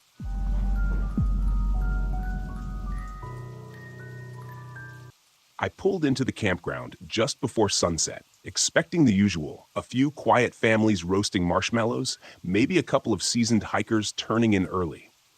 Instead, I was greeted by the clamor of loud music echoing off the tree line. The source? A cluster of tents circled around a blazing fire where a group of frat boys hollered and laughed like they had the whole place to themselves. Every so often, other campers peeked out of their tents, uneasy and clearly wishing these guys would tone it down. I couldn't blame them. Noise doesn't just shatter the calm of a campsite, it draws attention from things best left undisturbed. Out here, folks whisper about the ghost cats, those local mountain lions known to slip into camps without warning. I'd seen enough tracks in eerily close proximity to sleeping bags to know these stories were more than just rumors. I parked my rig a little ways off and walked over, picking my path carefully around scattered coolers and folding chairs. As I got close, the frat boys paused their banter, giving me that half-attentive look. They were mostly older teens or early 20-somethings, still buzzing with alcohol and late-night bravado. "Evening," I started, trying to keep it friendly but firm. "I'm the ranger on duty. Got some other campers worried you're attracting unwanted attention." I motioned toward the looming tree line. These woods have a reputation, and it's not for the best sing-alongs. They laughed it off at first, so I leaned in, lowering my voice. I described how mountain lions sometimes stalk the perimeter of noisy camps, how you won't spot them until they're practically brushing against your tent walls. I explained how we call them ghost cats because of their uncanny silence, the way they seem to appear out of nowhere. They sobered up a bit. A couple exchanged uncertain glances, but one just shrugged, muttering that they'd keep it down. I issued a final warning anyway. "Stay quiet, don't wander off, and if you hear anything odd outside in the dark, make no sound." I only hoped they'd actually listen. Once I'd done all I could, I headed back to the station. My buddy Jim was there, flipping through some old wildlife photos. He raised an eyebrow when I told him about the frat boys. "Let me guess, blasting music, ignoring every rule we've got, right?" he said, clearly unimpressed. "Bingo," I replied. "And they're not taking the mountain lion threat seriously." He let out a quiet laugh that contained zero humor. We both knew this was more than a minor annoyance.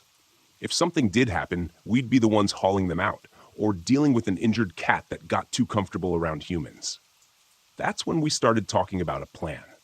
Not to harm anyone, obviously, but to rattle them enough that they'd finally grasp the gravity of a place like this.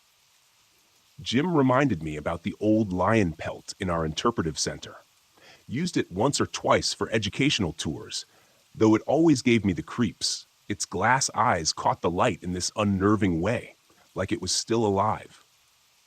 We also had night vision goggles stashed away, thanks to a budget splurge before the new fiscal year. Perfect for sneaking around in the dark, unseen by unsuspecting campers. Over the next half hour, we pieced together a strategy: fake prints, hidden growls, and a well-timed appearance of a lion silhouette. It might just be the jolt they needed to pack up, or at the very least, dial down the party volume. Grabbing the pelt from a dusty storage closet, I noticed the faint, musty smell of fur mixed with something almost medicinal. I ran my hand over the stiff mane, shivering at how realistic it still felt. Next, we tested the night vision goggles.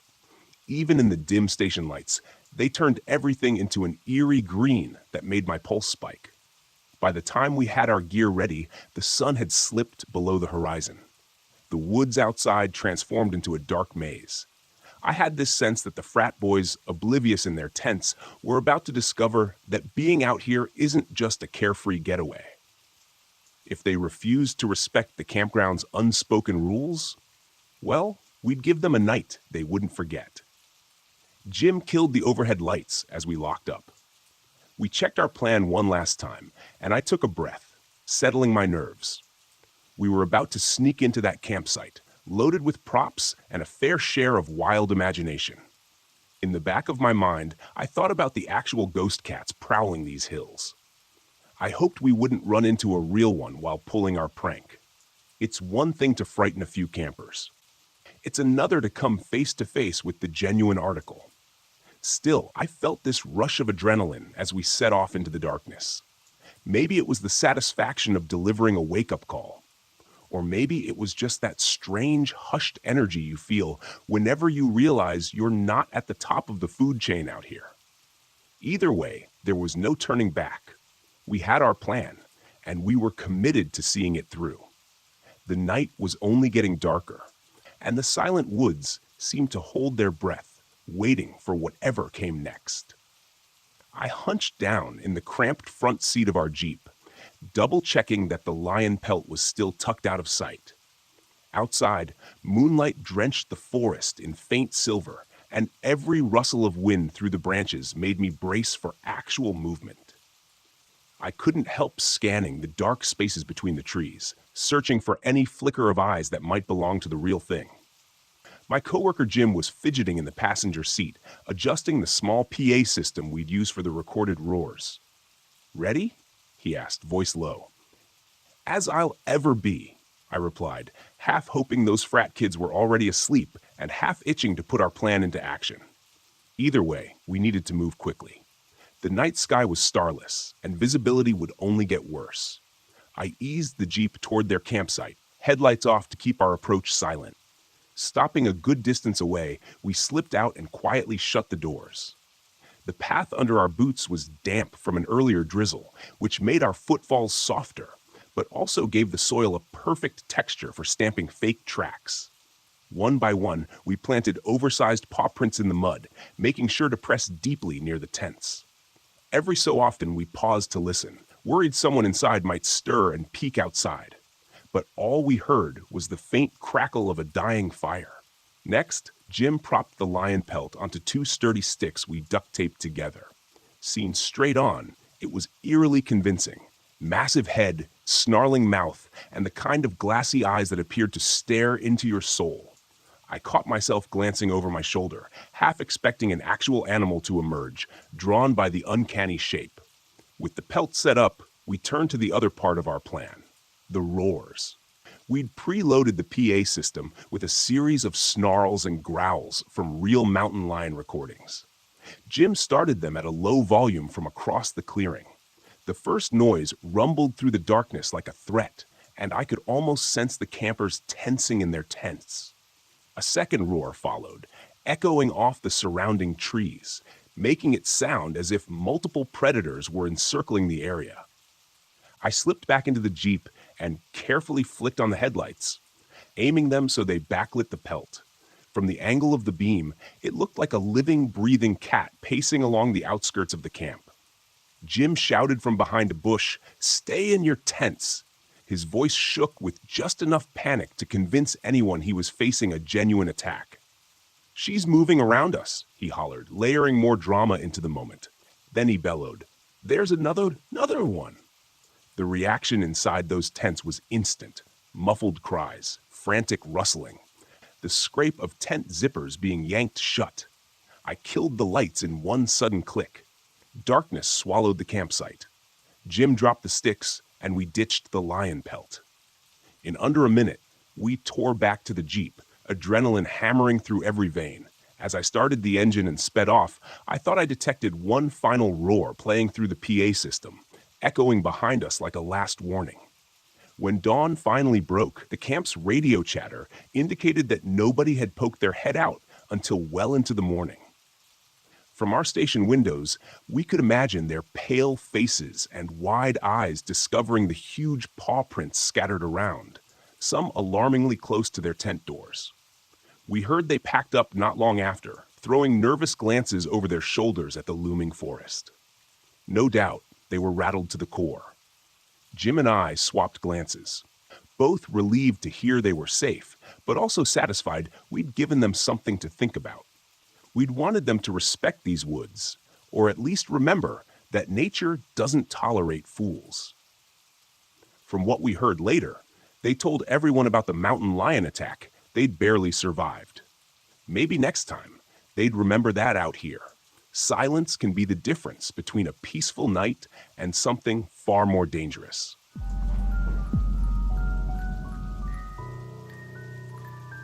My name is Mara Caldwell, and I'm 28 years old.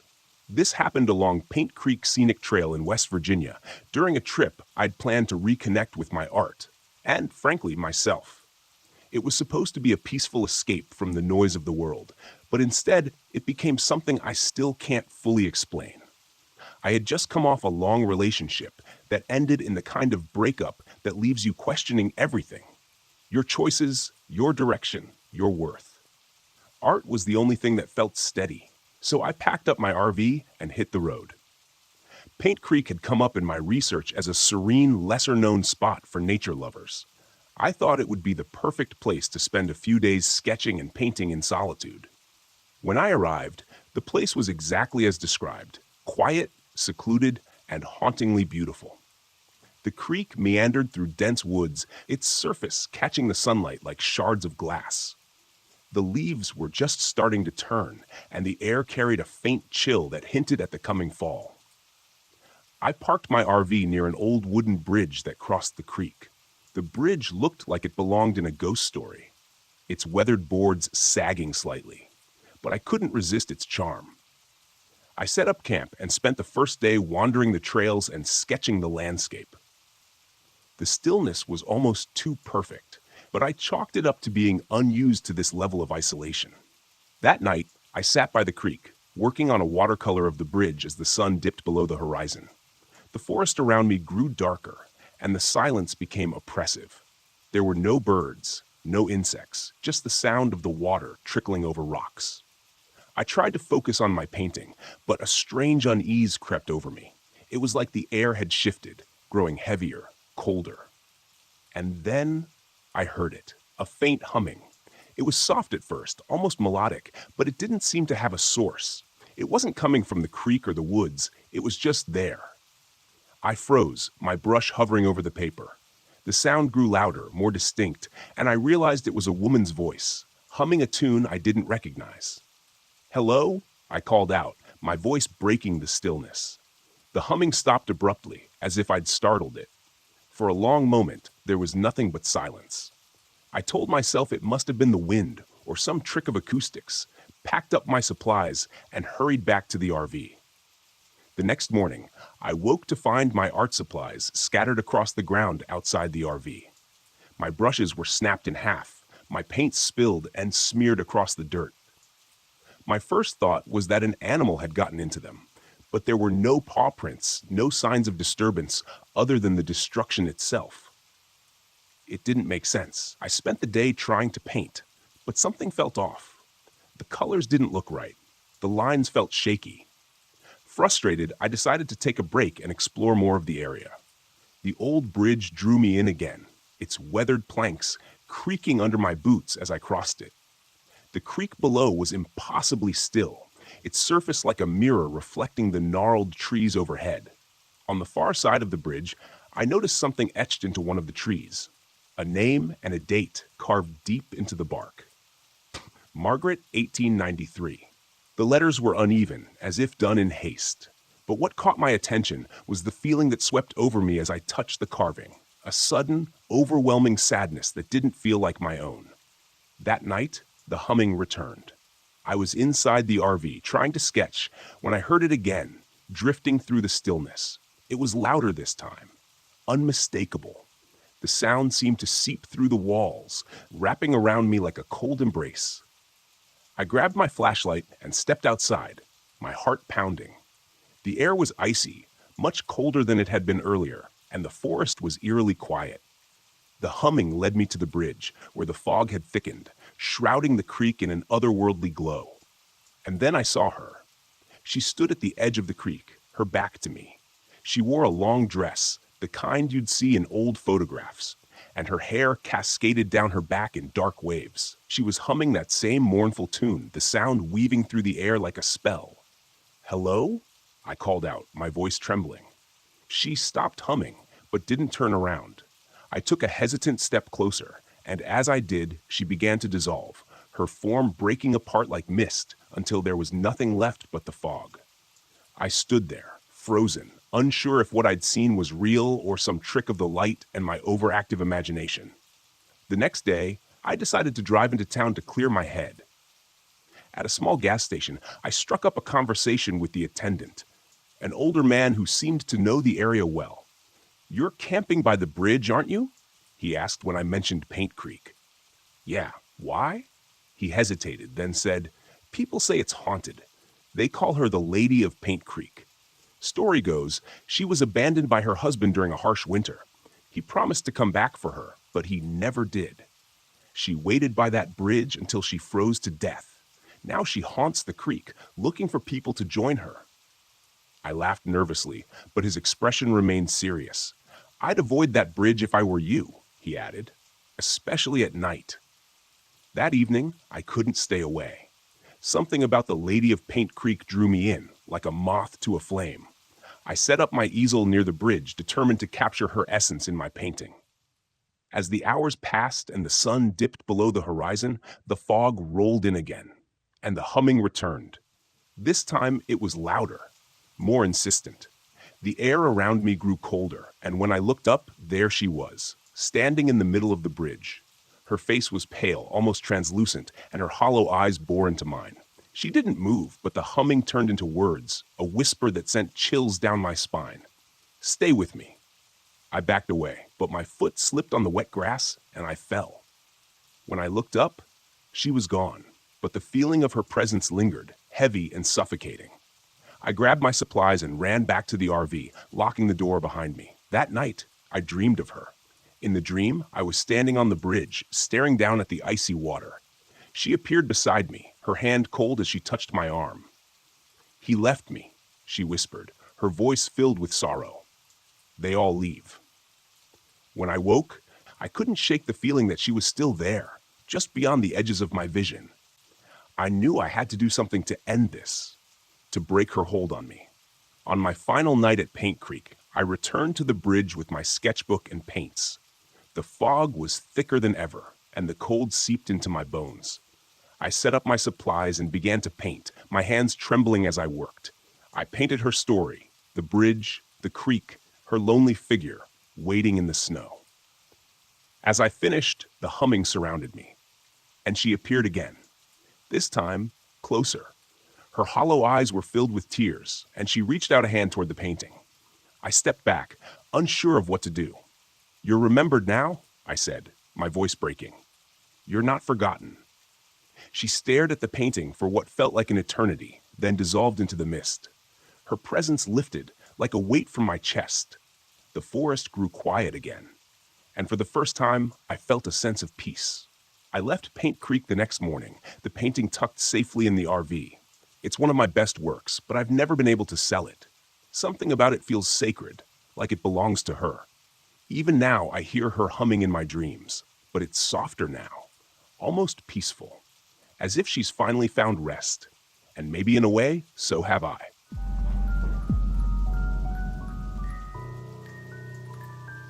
It wasn't my first job, and it sure as hell wasn't supposed to be my last, but something about that night didn't sit right from the beginning. Maybe it was the silence on the dispatch call, or the way the wind howled across the San Rafael desert, as if it knew something I didn't. I should have listened to that instinct, the one that makes your gut twist and your hands clench the steering wheel tighter than usual.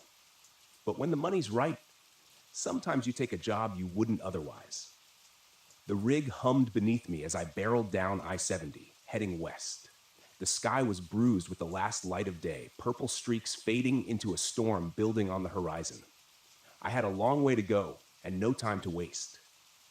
They said the cargo was sensitive. He needed to be kept at exactly 20 degrees, and if I messed up, there'd be hell to pay. That wasn't what bothered me, though. What bothered me was not knowing what the hell I was hauling. When they don't tell you what's in the trailer, it's never good. My name's Roy Mallister. Bones to the few truckers who still know me on the road. 45 years old, and I've spent the last 20 behind the wheel. The road used to be a kind of escape for me, a way to outrun the things I didn't want to face. But that was before Carol passed, before I let everything else fall apart, including my relationship with my daughter Emily. Haven't talked to her in years, and I don't think about it much anymore. I'm good at avoiding things like that. But tonight, something felt different. The desert stretched out endlessly on either side of me. Just red rock and dry air as far as the eye could see. I hadn't seen another car in miles, which was fine by me. The last thing I needed was distractions. That is, until the dashboard flashed red and the trailer's cooling unit flickered for the first time. I muttered a curse, pulling the rig over onto the shoulder. I cut the engine, grabbed my flashlight, and climbed out into the gathering dusk. The wind hit me hard, dust swirling around my boots as I made my way to the back of the trailer. I could hear the cooling unit working and stuttering like it was trying to fight off some kind of malfunction. Fumbling with the latch, I yanked open the back door and was greeted with a gust of frigid air. It smelled wrong in there, like cold metal and something decayed, the kind of smell that sticks in your nose and won't leave. I shined my light into the back, trying to figure out what was causing the problem. That's when I heard it. A soft tapping. No, not tapping. Scratching. It was coming from the crate, a large wooden crate strapped down in the center of the trailer, covered in heavy chains. My heart started to pound in my chest, the kind of adrenaline spike that tells you to get the hell out of there. But my feet wouldn't move. I inched closer, flashlight trembling in my grip. The scratching got louder. The crate shifted just slightly, as though something inside was alive. "What the hell?" I whispered, backing away. I wasn't going to open it. Not in a million years. I slammed the trailer door shut and locked it tight, forcing myself to breathe slowly. Whatever was in that crate, I wasn't sticking around to find out. I was just supposed to get it from point A to point B, no questions asked. I climbed back into the cab, started the engine, and pulled back onto the road, telling myself I was imagining things. Maybe it was an animal, I thought. Some government experiment or something. None of it mattered. All I had to do was deliver the damn thing. The radio crackled to life as I accelerated, and I jumped in my seat. Static. Then, through the fuzz, I heard something faint. A voice. A woman's voice. "Roy, why didn't you come back?" My heart stuttered. The voice sounded like Carol's. I smacked the side of the radio, trying to clear the signal, but the static only grew louder. The voice faded, replaced by an eerie, distorted country song, one I hadn't heard since she passed. It was one of her favorites. "No," I muttered, turning the radio off. This was just stress getting to me. The isolation, the weird cargo, and the fact that I hadn't slept in 2 days. That's all it was. That's what I told myself as I sped down that endless stretch of highway. But the farther I drove, the worse it got.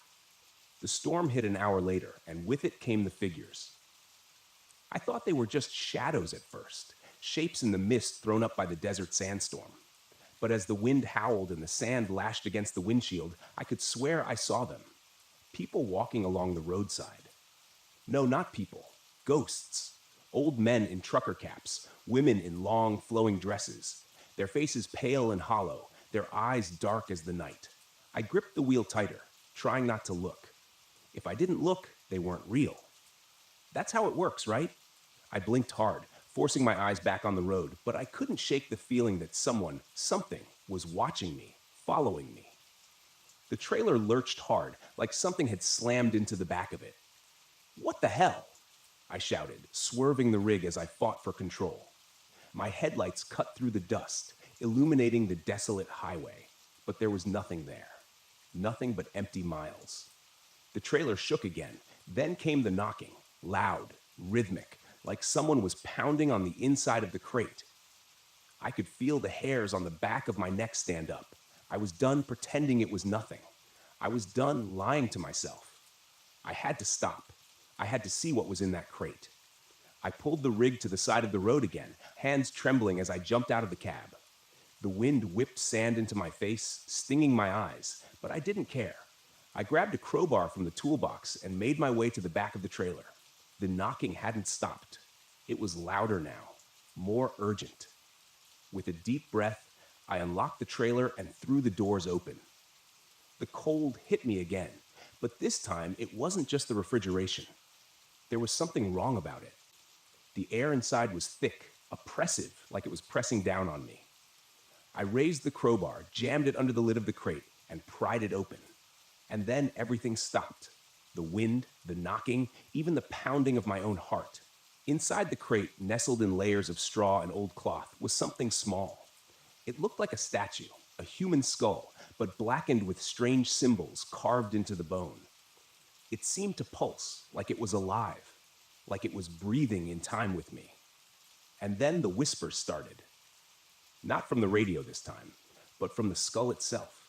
Voices swirling in my head, speaking in languages I couldn't understand. But one voice stood out, one voice I knew. Roy. I stumbled back, my heart racing as the skull began to glow with a faint, sickly light. The voices grew louder, and the wind picked up again, howling around the trailer. I slammed the crate shut and bolted the door. I didn't care what they said. I didn't care what I'd seen. I was getting the hell out of there. I threw the crowbar into the cab, jumped behind the wheel, and floored it.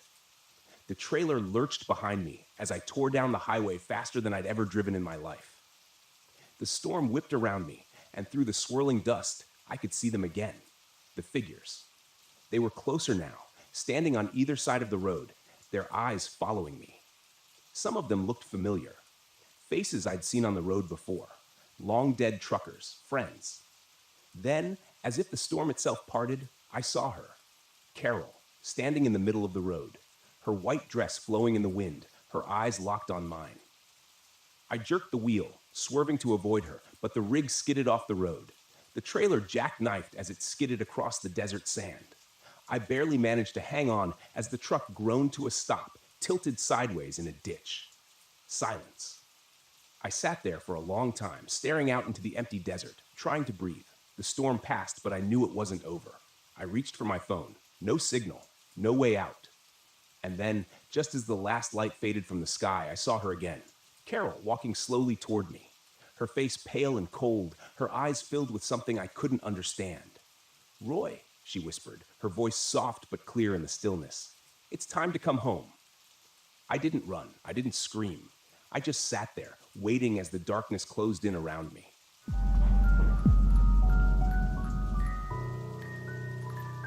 I didn't believe in ghosts, UFOs, or anything supernatural.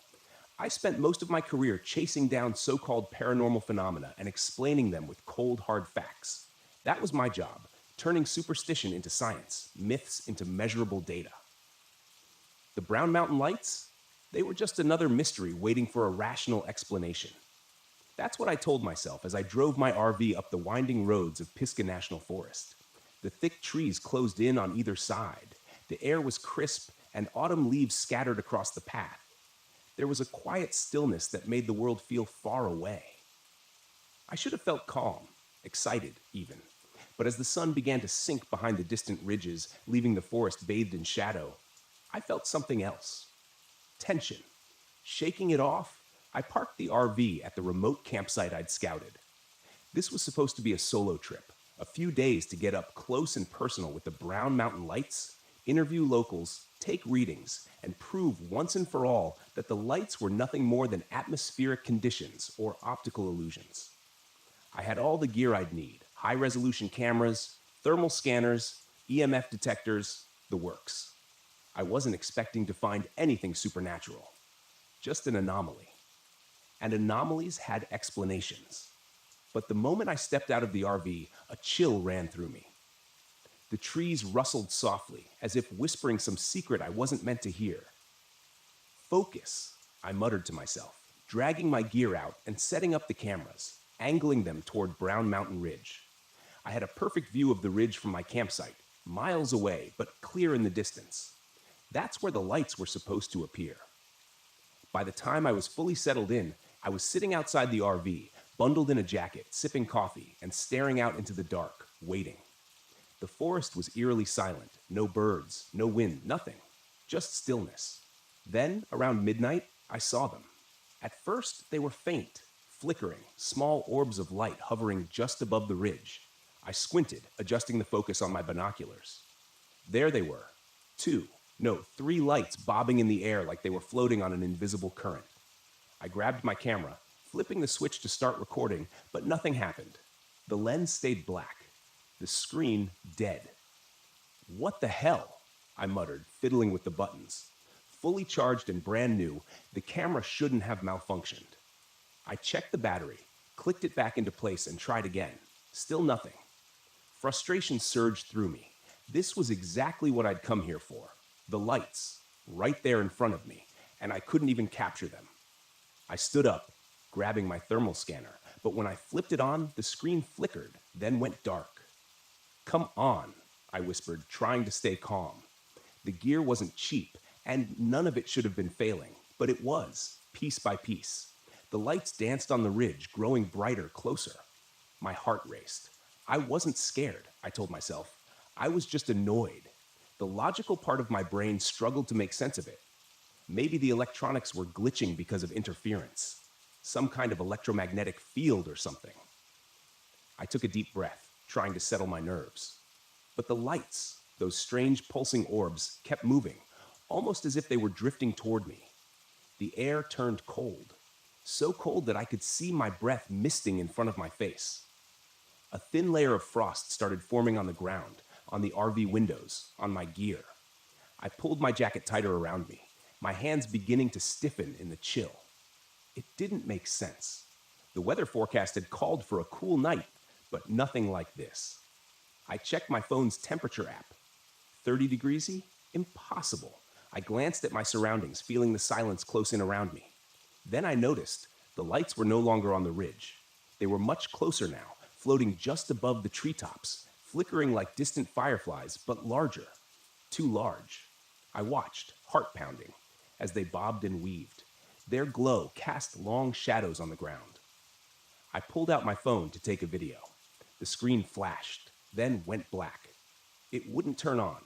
Frustration boiled over. I slammed the phone down on the camping table. It bounced. I stood there, fists clenched, trying to keep my cool.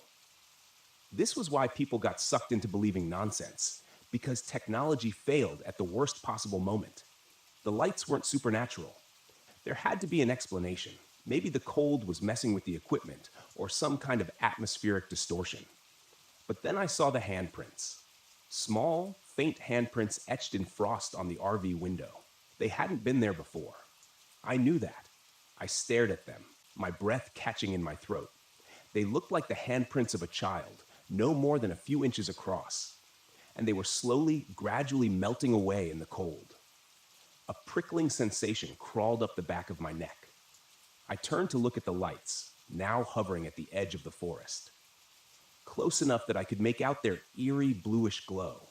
They flickered in the trees, moving in slow, lazy circles, as if they were watching me, waiting for me. The rational part of my mind screamed that it was impossible. There was no way the lights could have traveled that fast. No way they could be this close. I'd seen videos, read reports. They were always distant, spectral, unreachable. But now they felt personal, as if they were beckoning me. I swallowed, my throat tight.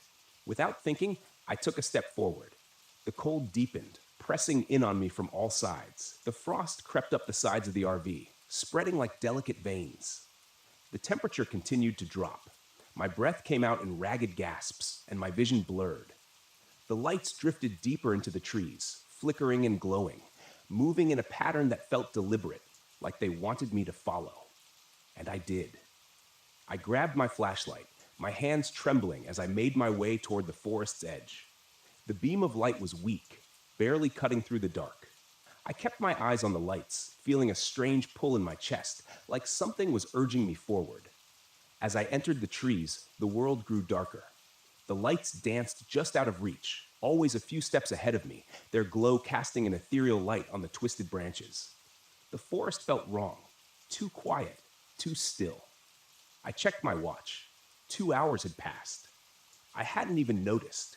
My legs ached, and I realized with a sinking feeling that I had no idea how far I'd wandered. The lights flickered again, brightening as they circled a large boulder ahead, and then they stopped, hovering there, motionless. I took a step closer, and that's when the hallucinations began. Shapes, faint figures moving in the trees, shadows stretching unnaturally long. And there, between the branches, I saw faces. Pale, expressionless faces staring at me with hollow eyes. I blinked, and they were gone. Panic set in. I turned to leave, but the forest had shifted. The path I'd taken was no longer clear. Everything looked the same trees, the same twisting branches. The lights pulsed behind me, glowing brighter as if taunting me. I ran. My breath came in short, sharp bursts. My heart raced in my chest as I stumbled through the underbrush, trying to find my way back to the campsite. The lights flickered at the corners of my vision, but I ignored them. Then I heard it. Footsteps. Light, quick footsteps crunching through the frost behind me. I didn't dare look back. I ran faster, my flashlight flickering and dying in my hand. I broke through the tree line, gasping for air, and saw the RV ahead, a welcome sight. But the air around it was colder than ever. The frost was so thick on the windows that it looked like snow. And there, pressed against the glass, were more handprints, dozens of them. I scrambled inside, locking the door behind me, and collapsed on the floor, panting. My entire body trembled with cold and fear. The lights were still out there. I could see them through the frosted windows, flickering in the trees, growing fainter as the night wore on. I didn't sleep. I couldn't. By dawn, they were gone. The temperature returned to normal and the frost melted away, but I didn't feel safe. Not anymore. I packed up the RV and drove out of Pisgah National Forest, my hands still shaking on the steering wheel. I'd come here to find an explanation, to debunk the Brown Mountain lights.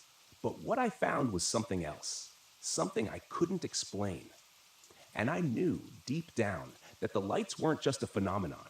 They were something more, something ancient, something dangerous, something that had almost taken me. I don't know what they wanted, but I'll never go back to find out.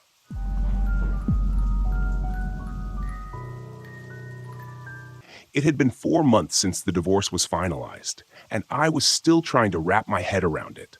The life I had imagined, the woman I thought I would grow old with, it was all gone. That's why I decided to take the RV out to Mount Hood National Forest for a long weekend. I needed to get away from everything.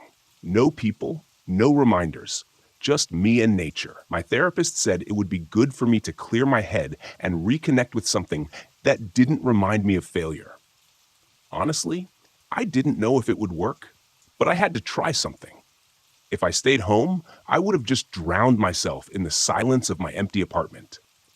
This trip, I told myself, would be different. I could handle the quiet out here. I arrived in the late afternoon, pulling the RV into a spot near Timothy Lake. It was a beautiful area. Tall Douglas firs surrounded the lake like silent sentinels, the water reflecting the sky like a mirror. There were no other campers nearby, which was exactly what I wanted. Solitude. I parked, shut off the engine, and took a deep breath. The air was cool, crisp, with that faint scent of pine needles. perfect. For a moment, I thought I could finally breathe again. After setting up a small campfire, I sat back in my foldable chair, staring at the fading light over the mountains. The only sound was the crackle of the fire and the occasional rustle of leaves in the breeze. Peace. That's what I needed. But as the sun dipped lower, the quiet became overwhelming. There was no wind now, no rustling, no animal sounds. Just me, sitting in a bubble of silence. I checked my watch. It was just after 6 p.m. That's when I noticed it. It was too quiet. The forest around me, which should have been alive with the sounds of birds and insects, was dead silent. At first, I figured it was just a lull, but as the minutes dragged on, the silence pressed down on me like a weight. I could hear the blood pumping in my ears, the soft crunch of every movement I made in my chair. It was like the whole forest was holding its breath. I shrugged it off. Maybe this was what true isolation felt like. No noise, no distractions, just me and my thoughts. But then, out of the corner of my eye, I saw movement between the trees. It was subtle, a shadow slipping between the trunks, just far enough away that I couldn't get a good look. I froze, squinting into the woods. The firelight flickered, casting long shadows that played tricks on my mind. I scanned the tree line, waiting for the shadow to return, but saw nothing. The trees stood still, their branches unmoving in the dead air. Must be a deer, I muttered, forcing myself to relax. The wind picked up briefly, rustling the leaves. I sighed, relieved to hear some kind of noise again. I grabbed a few more logs and threw them onto the fire. The crackling wood was comforting, a reminder that I wasn't completely alone. I told myself I was just on edge from being out here, alone, with too much time to think. After eating a quick meal, I decided to call it an early night. The silence was getting under my skin, so I climbed into the RV, locked the door behind me, and settled into the small bed in the back. My phone had no signal, of course, but I wasn't planning on talking to anyone anyway. I lay there, staring at the ceiling, trying to let my mind go blank, but the silence didn't let me rest. The RV was soundproofed, but even then I felt like something was missing. No crickets, no owls, nothing, just the absence of sound. I felt trapped inside my own head. Every little shift of the mattress or rustle of my blanket amplified in the quiet. Eventually, I drifted off. Sometime in the middle of the night, I woke up with a start. I wasn't sure why at first. There hadn't been any loud noises or nightmares, just silence. But something was wrong. My skin prickled with unease. I sat up, rubbing my eyes, and glanced around the RV. The windows were fogged up, and the air felt heavier, somehow oppressive. I heard something outside. No, that wasn't right. I heard nothing outside. I swung my legs out of bed and stood, listening closely. It was the strangest sensation, like my own breathing was distant, muffled, as though I wasn't entirely in my own body. I moved toward the window and wiped away some of the condensation with my sleeve, peering into the blackness beyond the RV. For a long time, I saw nothing, just trees and shadows, and then movement. This time, I was sure. A figure stood at the edge of the clearing, just barely visible in the moonlight. Tall, unnaturally still, like it was waiting for something. My heart leapt into my throat as I strained to see more clearly. It didn't move, just stood there watching. "Hello?" I called, my voice shaky. The figure didn't respond. I backed away from the window, heart pounding, my mind racing. Was it another camper? Some kind of ranger? No, there was no way anyone would be out here this late without a sound. I checked the door. It was still locked. Good. But I felt exposed, vulnerable, knowing that whatever was out there was watching me. I grabbed the flashlight and shined it out the window, sweeping the beam across the clearing. The figure was gone. Just like that. Vanished. As if it had never been there. The next morning, the forest was still eerily quiet. No birds, no animals, just the constant oppressive silence. I tried to shake off the unease from the night before, but it clung to me like a wet blanket. I told myself I was just paranoid, that the solitude was messing with my head, but something about the way the air felt today, something was off. I decided to take a short hike to clear my mind, hoping that getting out of the RV would make me feel better. But as I ventured down the trail, that feeling of being watched grew stronger. Every few minutes, I'd glance over my shoulder, expecting to see someone or something behind me, but the trail was empty. That's when I saw it again, a figure, this time in the distance, standing between the trees just off the trail. It was the same one from last night, tall, gaunt, and still. My heart hammered in my chest as I squinted, trying to make out more details. But before I could move, it slipped behind the trees and disappeared. I ran toward the spot where I'd seen it, my boots pounding against the damp earth. When I reached the trees, there was nothing. No footprints, no broken branches, nothing to show that anyone had been there at all. I stood there, catching my breath, feeling the silence pressing down on me like a vice. That's when I noticed something strange. The forest around me was completely still.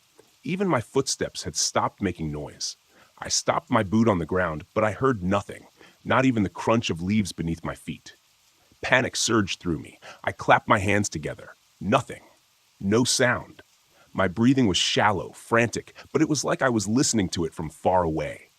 The world had gone completely, impossibly silent. And then I saw them. Not just one figure, but several, moving between the trees. Their bodies blended with the shadows. They were everywhere, circling me in complete silence. My heart raced, but I couldn't hear it. I couldn't hear anything. I ran. I didn't know where I was going, just that I needed to get away. My legs felt heavy, every step muted, like I was running underwater. The forest shifted around me, the trail disappearing into the thick fog that had rolled in, disorienting me further. Somehow I made it back to the RV. I slammed the door shut, locking it, my breath coming in ragged gasps, but still no sound. I grabbed my phone, hoping to call for help, but it was useless. The screen flickered, the GPS spinning in circles. I was trapped. For the next few hours, I stayed inside the RV, pacing back and forth, trying to calm myself down, but the silence never lifted. I couldn't even hear my own thoughts anymore. Just the crushing weight of nothingness. And then, as the light began to fade, I saw them again, the silent ones. They were standing in a circle around the RV, their faces blank, their eyes hollow. There were no features, no mouths, just smooth skin where their faces should have been. They stood perfectly still, watching me through the windows, their bodies unnervingly thin and elongated. I banged on the window, screaming, but of course, no sound came. They didn't flinch, didn't move. They just stared, waiting. Desperation clawed at me. I couldn't stay here. I needed to leave, but the RV wouldn't start. Every time I tried, the engine sputtered and died, as if something was draining the life out of it. I grabbed a flashlight and opened the door, stepping outside. The silent ones didn't move, didn't react. But as I walked toward them, the air grew colder, the silence even more oppressive. My footsteps made no sound. My breathing was barely there. I felt a hand on my shoulder and spun around, expecting to see one of them behind me. But there was nothing, just the fog swirling around me and the figures waiting in the distance. In that moment, I realized what they wanted. They weren't going to kill me. No, that would be too simple. They wanted me to join them, to become one of them. The silence wasn't just the absence of sound, it was a part of them, and it was seeping into me, stealing my voice, my thoughts, my very sense of self. And if I stayed here much longer, I knew I would lose everything. I don't remember how I made it out. The next thing I knew, I was driving far away from the campsite, from the silent ones. The sound of the engine, the tires on the road, it was all faint, like I was still caught in their grip. But at least there was something, a reminder that I hadn't completely disappeared into that silence. It's been weeks since I got back, but I can still feel it. The quiet follows me, lingers in the corners of my apartment. Sometimes, when I'm lying in bed at night, I can feel their eyes on me, watching, waiting. And I know that one day, they'll come for me again. This time, I won't be able to run.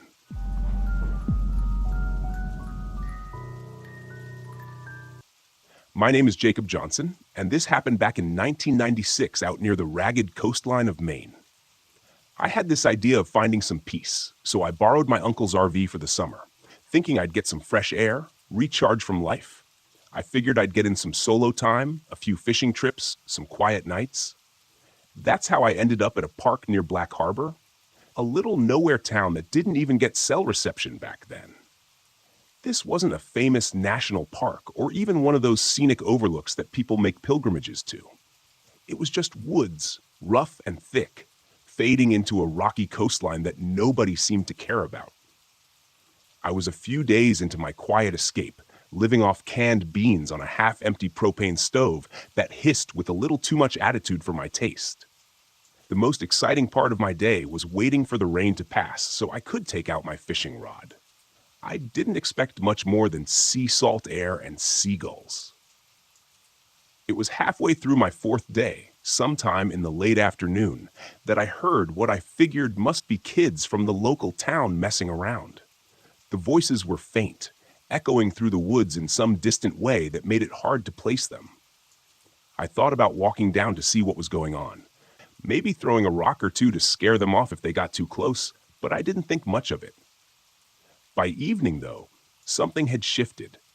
I heard footsteps, not the quick, careless crunch of sneakers, but deliberate, slow steps. I was in the RV, scratching down a grocery list of things I'd need on my next trip back to town when I caught the sound. It was steady, creeping up around the corner of the RV. It hit me that I hadn't seen another soul out here since I'd arrived, and that didn't sit right. I mean, who comes out to this kind of place aside from someone with a taste for quiet or trouble? I kept still, waiting for the person to pass or show themselves, but there was only the slow, shuffling drag of footsteps. I tried to listen for the sound of multiple feet or voices, but it was dead silent except for that single shuffle. Against my better judgment, I opened the RV door and stepped outside.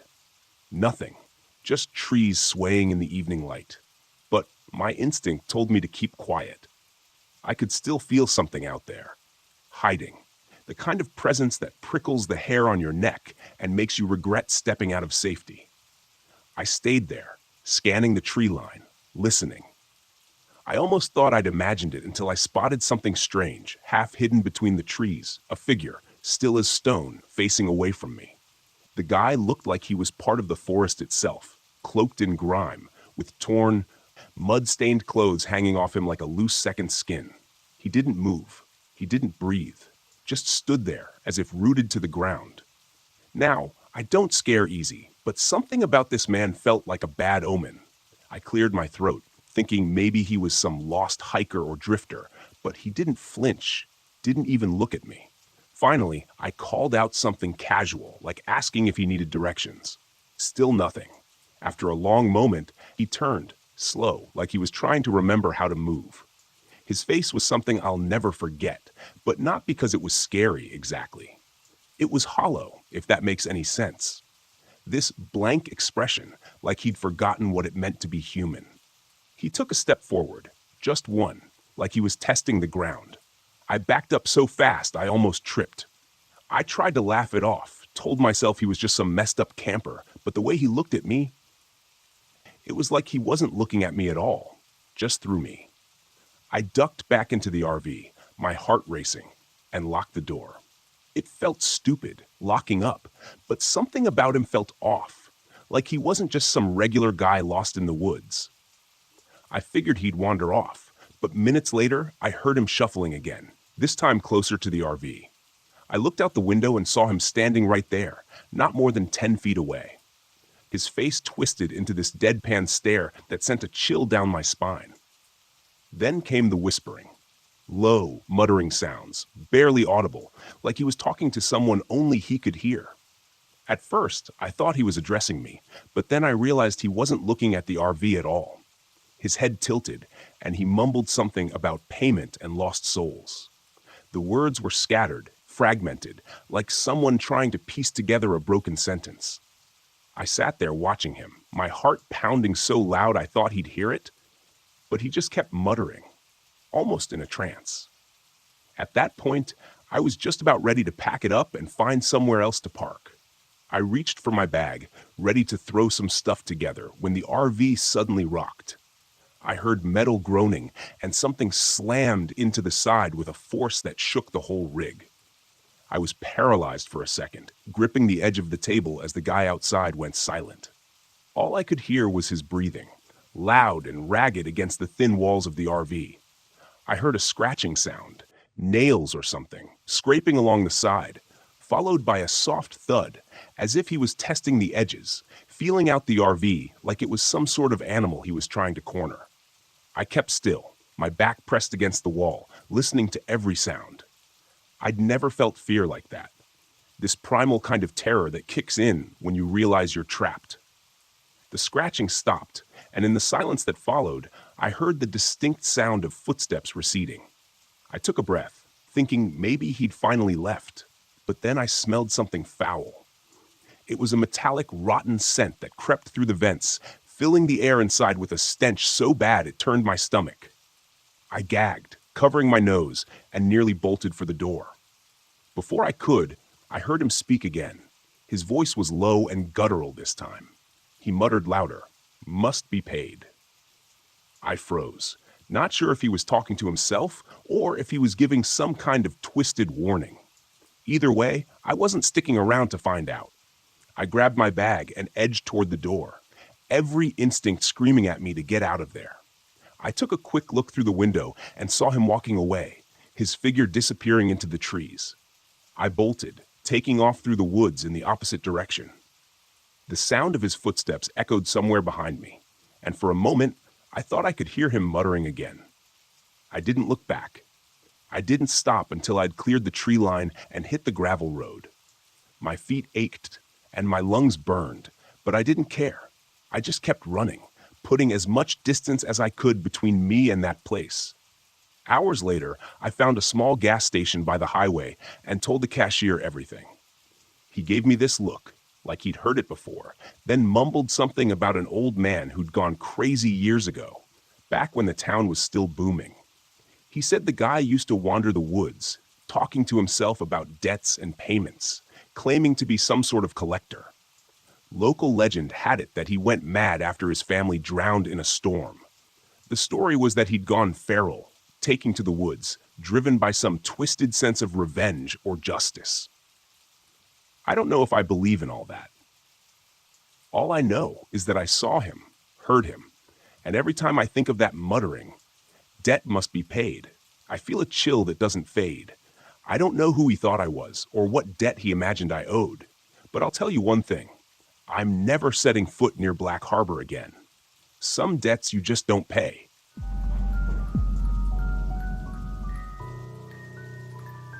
When I left the city, I was desperate for peace. After a messy divorce and years spent staring at screens, I wanted silence. Real silence. Not the muffled hum of traffic or the constant buzz of electronics, but the quiet only nature could offer. That's how I ended up in Mohan State Park, alone in my old RV, parked on the edge of the Clear Fork Gorge. The park was stunning, especially in the late afternoon light. Trees stretched endlessly in every direction, their leaves a tapestry of green and gold. The air smelled clean, untouched by asphalt or fumes. It was perfect, at least at first. The first day was uneventful. I hiked the main trails, snapping a few photos with my phone, and spent the evening cooking a simple meal on my RV's small stove. As the sun dipped below the horizon, I felt a rare kind of contentment. This was what I needed. No emails, no ex-wife, no one telling me what to do or who to be. Just me in the woods. But by the second day, things began to feel off. It started when I noticed the trail. I had been walking back to my RV after a long hike when I spotted it. A faint path branching off the main one, almost hidden by overgrown bushes. It was narrow, barely more than a line of packed dirt, and it twisted sharply into the woods. Something about it tugged at me. Maybe it was curiosity, or maybe I was just tired of the predictability of the main trails. Whatever it was, I stepped off the beaten path and onto the faint trail. The air felt different as I walked, heavier, quieter. The usual sounds of the forest, birds chirping, leaves rustling, seemed muted, as if the trees themselves were holding their breath. After a few minutes, I found the ruins. At first, I thought it was just a pile of rocks, but as I got closer, I saw the remains of a chimney and the rotting beams of what must have been a small cabin. A rusted metal lantern sat in the dirt, its handle broken. The ground was littered with shards of pottery and what looked like animal bones. A shiver crawled up my spine. Someone lived out here, I muttered to myself. The idea seemed impossible. This part of the park was miles from any road, and the trail was nearly invisible. Why would anyone build a cabin here? I snapped a photo and turned back toward the RV, eager to put the strange scene behind me. That night, the noises started. I had just crawled into bed when I heard it, a faint snapping sound, like someone stepping on a twig. I froze, my heart pounding. Raccoons, I told myself. Or maybe deer. I wasn't exactly deep in the wilderness, so wildlife was normal. Then came the footsteps, slow, deliberate, and far too heavy to belong to an animal. They circled the RV, crunching the dry leaves and stopping occasionally, as if whoever or whatever was out there was listening. I grabbed my flashlight and swung open the door, shining the beam into the trees. "Hello?" I called, trying to sound more confident than I felt. "Is someone out there?" The forest stared back at me, silent and empty. After a few minutes, I retreated inside, locking the door and double-checking the windows. Eventually, the footsteps faded, and I convinced myself it was just a hiker passing through. Nothing to worry about. The next morning, I stopped by the visitor center to report the strange noises. Leah, the park guide on duty, greeted me with a friendly smile, but it faltered when I described what I'd heard. "You were near the old trapper's cabin, weren't you?" she asked, her voice low. I blinked. "Trapper's cabin?" she nodded. "It's an old story. Back in the early 1900s, a man built a cabin deep in the woods, far from anyone else. They say he was reclusive, didn't trust people. One day, he just vanished. No one knows what happened, but some locals think his ghost still wanders the forest." I couldn't help but laugh. "Ghosts? Come on." Leah shrugged. "Believe what you want, but I'd stay away from that area if I were you. People say the forest gets strange near the cabin." I left the visitor center feeling annoyed. Ghost stories were fine for campfire entertainment, but I wasn't about to let a local legend ruin my weekend. That night, the disturbances grew worse. I was halfway through dinner when the lights in the RV flickered and went out. I swore under my breath, grabbing a flashlight to check the breaker. As I fumbled with the panel, I heard the footsteps again. Closer this time, circling the RV like a predator sizing up its prey. The flashlight beam caught something on the ground. Footprints. Human footprints. Large and deep, as if whoever made them was heavy. My breath caught in my throat. "Okay," I muttered, trying to steady myself. "Someone's messing with me." Grabbing my hiking boots, I stepped outside, determined to confront whoever was out there. But the second I stepped into the clearing, the forest fell silent. No footsteps, no rustling leaves, just an oppressive stillness that pressed against my ears. That's when I saw the first figure. It was pale and thin, barely more than a shadow against the trees. It stood perfectly still, its face obscured by darkness. Then it moved, not toward me, but away, disappearing into the woods without a sound. I didn't follow. Instead, I locked myself in the RV, sat by the window gripping a kitchen knife, and watched the forest until dawn. By the time the sun rose, I'd made up my mind. I had to go back to the cabin. I needed answers. The trail felt even more oppressive in the daylight. The air was thick, and the silence was absolute. When I reached the clearing, I saw something I hadn't noticed before. A small, rusted knife lying in the dirt. Next to it was a notebook, its cover warped with age. I picked it up carefully, flipping through the yellowed pages. Most of the writing was illegible, but a few sentences stood out, scrawled in jagged letters. "It watches from the trees. Don't disturb the woods. The forest is alive." A chill ran down my spine. As I turned to leave, the ground beneath me seemed to shift, the dirt rippling like water. The trees creaked, their branches twisting unnaturally. And then I felt it. A presence. Something unseen, massive, and ancient. Watching me from every direction. I ran. The RV was my only sanctuary, but even there I wasn't safe. The lights flickered. The floor trembled. The air grew thick with the stench of damp earth. Through the window, I saw the pale figure again, joined by others. Shadows slipping between the trees, their eyes glowing faintly in the dim light. The ground beneath the RV began to groan, roots writhing like snakes. I turned the key in the ignition, praying the engine would start. It roared to life. I slammed my foot on the gas. As the RV lurched forward, the figures began to move, their blank faces turning toward me. The roots clawed at the tires, but the momentum was enough to break free. I didn't stop until I was miles away, the forest shrinking in my rearview mirror. I never went back to Mohan State Park. Whatever was in those woods, it didn't want me there. And I was more than happy to stay away. But sometimes, late at night, I dream of the forest. I hear footsteps outside my window, and I swear I can feel its eyes on me. The forest doesn't forget, and neither do I.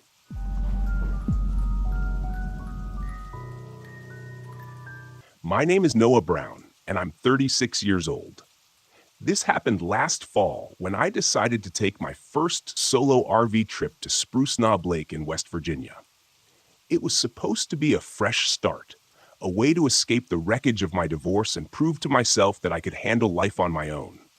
I was tired of feeling like a failure, and this trip was my attempt at reclaiming some confidence. Looking back, I realize how naive I was. The forest doesn't care about your pride. I pulled into the campground late in the afternoon.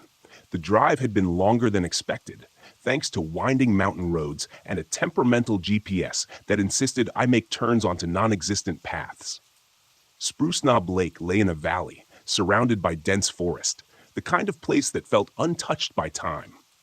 Before heading to the lake, I stopped at a small gas station on the edge of town to fill up and grab a few snacks. The attendant was an old woman with gray hair pinned in a tight bun. Her eyes had the kind of intensity that made you feel exposed. "Heading to Spruce Knob, huh?" she asked, her voice raspy. "Yeah," I said, forcing a smile. "A couple of days by the lake should be peaceful." Her expression darkened. "Don't go wandering the woods after dark, and if you see a lantern, you turn the other way."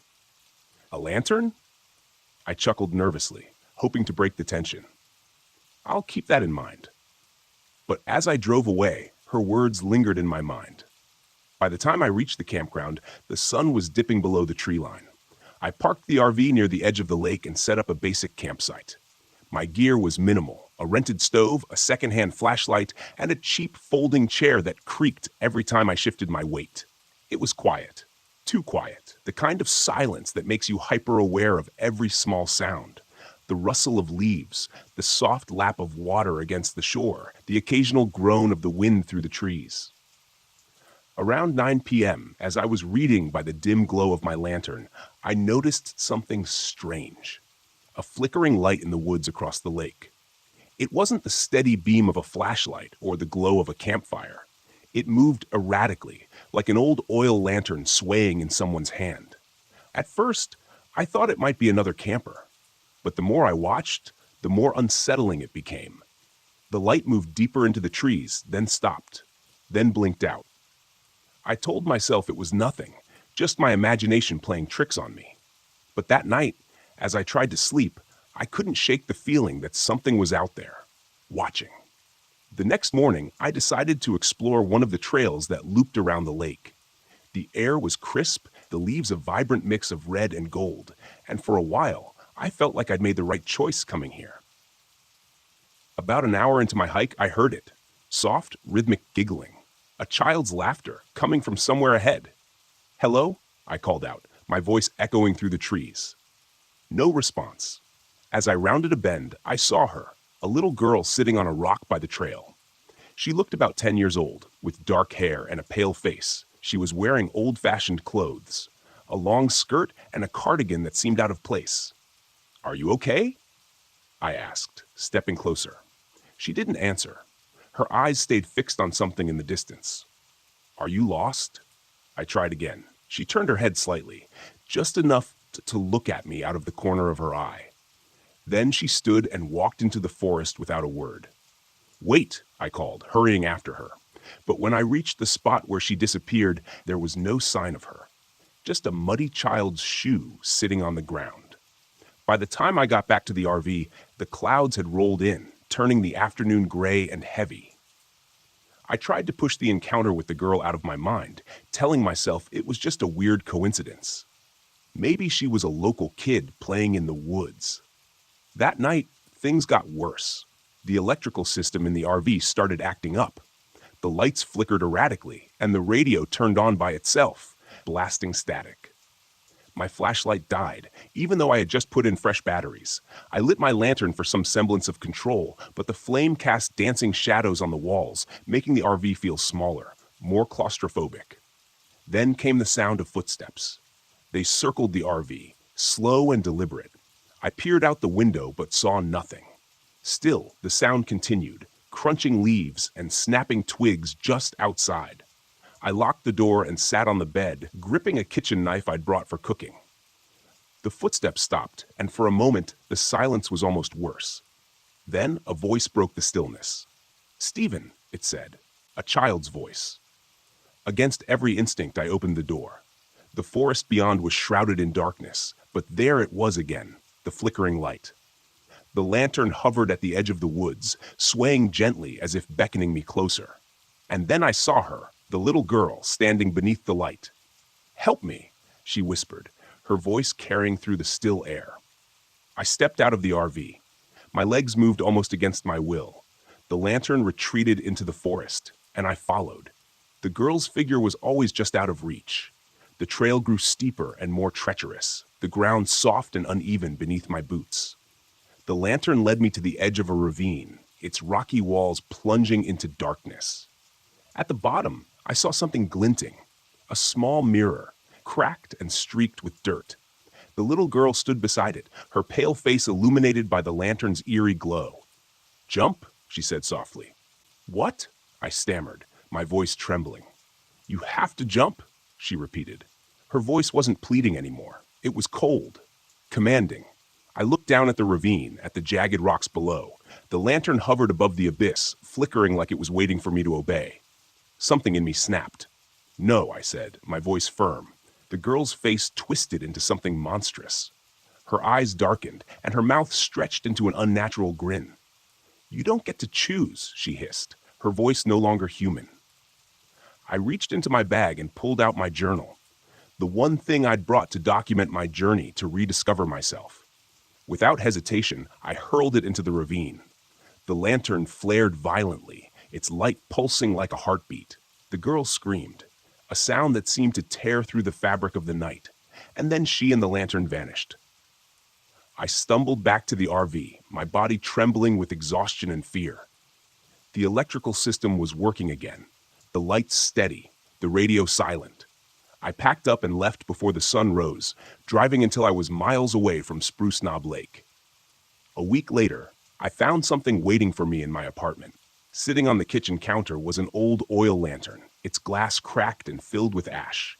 When I picked it up, I heard it, soft, rhythmic giggling, echoing from somewhere deep inside. I haven't camped since.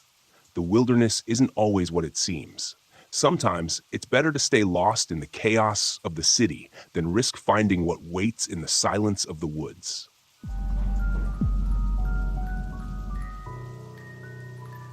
My name is James Stevens, and this happened to me back in 2002 while camping in Mount Rainier National Park. I'd borrowed my cousin's RV for the first time. He said I was due for some real scenery therapy, as he called it, away from the stress and noise of the city. I had just wrapped up a divorce, and my mind was cluttered. Nature felt like a good reset button. I set up at Cougar Rock Campground, a secluded part of the park with tall pines and a stream that burbled quietly just out of sight. Peaceful, until the silence starts creeping up on you. The kind of silence that makes every sound, like a twig snapping or water trickling, seem 10 times louder.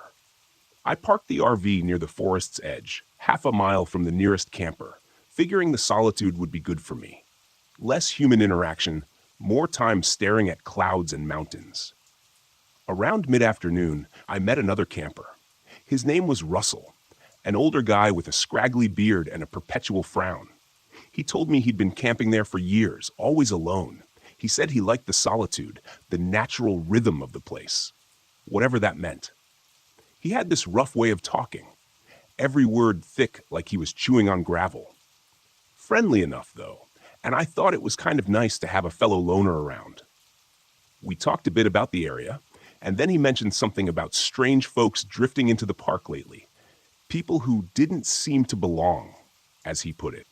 I shrugged it off, but I did notice that Russell's campsite was a mess, with empty cans and old camping gear scattered around like he'd set up for the long haul.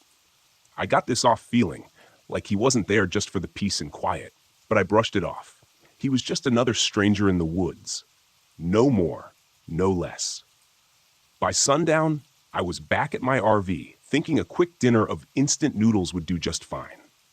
I cranked up the little camping stove, ate in silence, then decided to go for a short walk by the water, flashlight in hand.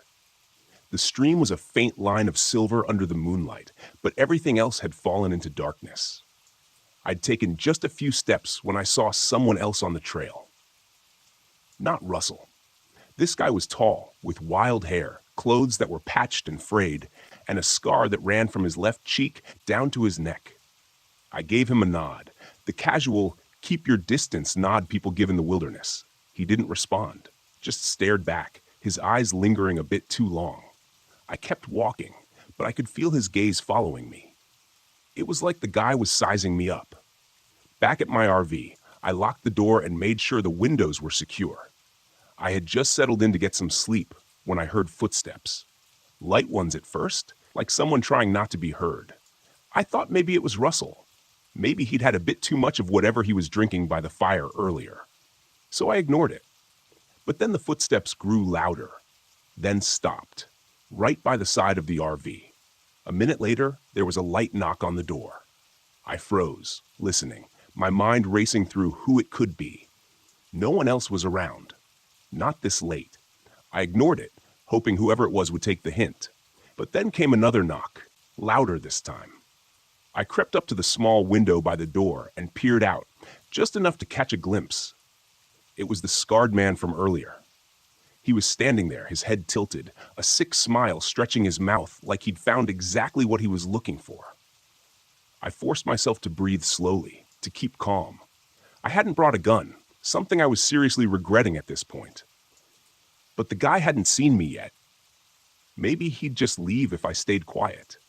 Then, in a voice just loud enough to cut through the walls, he said, "Hey, Brandon, I know you're in there." The blood drained from my face. How the hell did he know my name? I didn't remember mentioning it to anyone except Russell, and even then, it was in passing. My mind scrambled through every option. Stay silent? Open the door and try to talk him down? Grab something heavy and defend myself? I reached for a frying pan, the heaviest thing within arm's reach. Not exactly a weapon, but better than nothing. I crept toward the door, thinking maybe I could give him a hard enough swing to make him rethink his plans. But just as I was about to take a breath and steady myself, the guy pounded on the door. Hard. Enough force to shake the whole RV. "Brandon, open up. I'm not leaving until we talk," he said. His tone was calm, like he was asking for a cup of sugar instead of trying to break into my camper. Then I heard it. A scraping sound, like metal against metal. I looked down and saw a thin blade, maybe a pocket knife, slowly working its way through the RV door lock. A wave of panic surged through me, and I did the only thing I could think of. I pushed against the door as hard as I could, holding it in place with my weight. The blade slipped, and I heard him curse under his breath. For a second, I thought maybe I'd scared him off. But then, the guy's face appeared in the window, eyeing me with a mix of annoyance and amusement. "You don't make this easy, do you?" he muttered. I must have looked terrified because he laughed, low and hollow. He tapped the window, pointing at me like I was a bug in a jar. That's when I caught the movement behind him, a dark figure moving out of the tree line, slowly, deliberately. Russell, he must have heard the noise and come over to check things out. Russell didn't say a word. He just stood there, watching. For a second, I thought he was going to help me, that he'd scare this guy off, but he didn't. He just watched, his face expressionless, as the guy kept trying to force his way in. I pounded on the window, yelling for Russell to help, to do something, but he stood there, unmoved. And then I realized, Russell was in on it. Suddenly, I was a trapped animal. The frying pan felt absurd in my hands, 2 against 1, and I was stuck inside a fiberglass cage. There was no way I'd make it if they got in. My only shot was to run. I dropped the pan, shoved open the emergency hatch in the roof, and scrambled up. The cold air bit against my face. I heard them both cursing below as I climbed, stumbling over myself in the darkness. I was barefoot, the sharp gravel digging into my feet as I ran for the tree line, my heart hammering like a drum.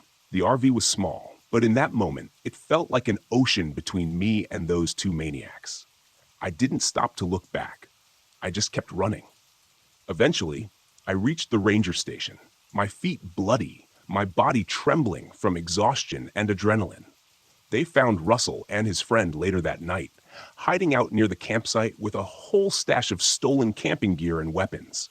Turns out they'd been robbing campers for months, using the park's seclusion to get away with it. In the end, Russell claimed he'd just been there by coincidence when the scarred guy attacked me. But the scarred man wasn't so lucky. After a short scuffle with the cops, he was arrested, with enough evidence of his outdoor exploits to keep him locked up for life. It turned out he had a habit of finding interesting campers to mess with, using the solitude of the park as his own twisted playground. That's what went down that night at Mount Rainier. And I still don't know what Russell's deal was, whether he was in on it from the start or just a bystander too afraid to stand up. But one thing's for sure, I'll never be borrowing an RV for scenery therapy again.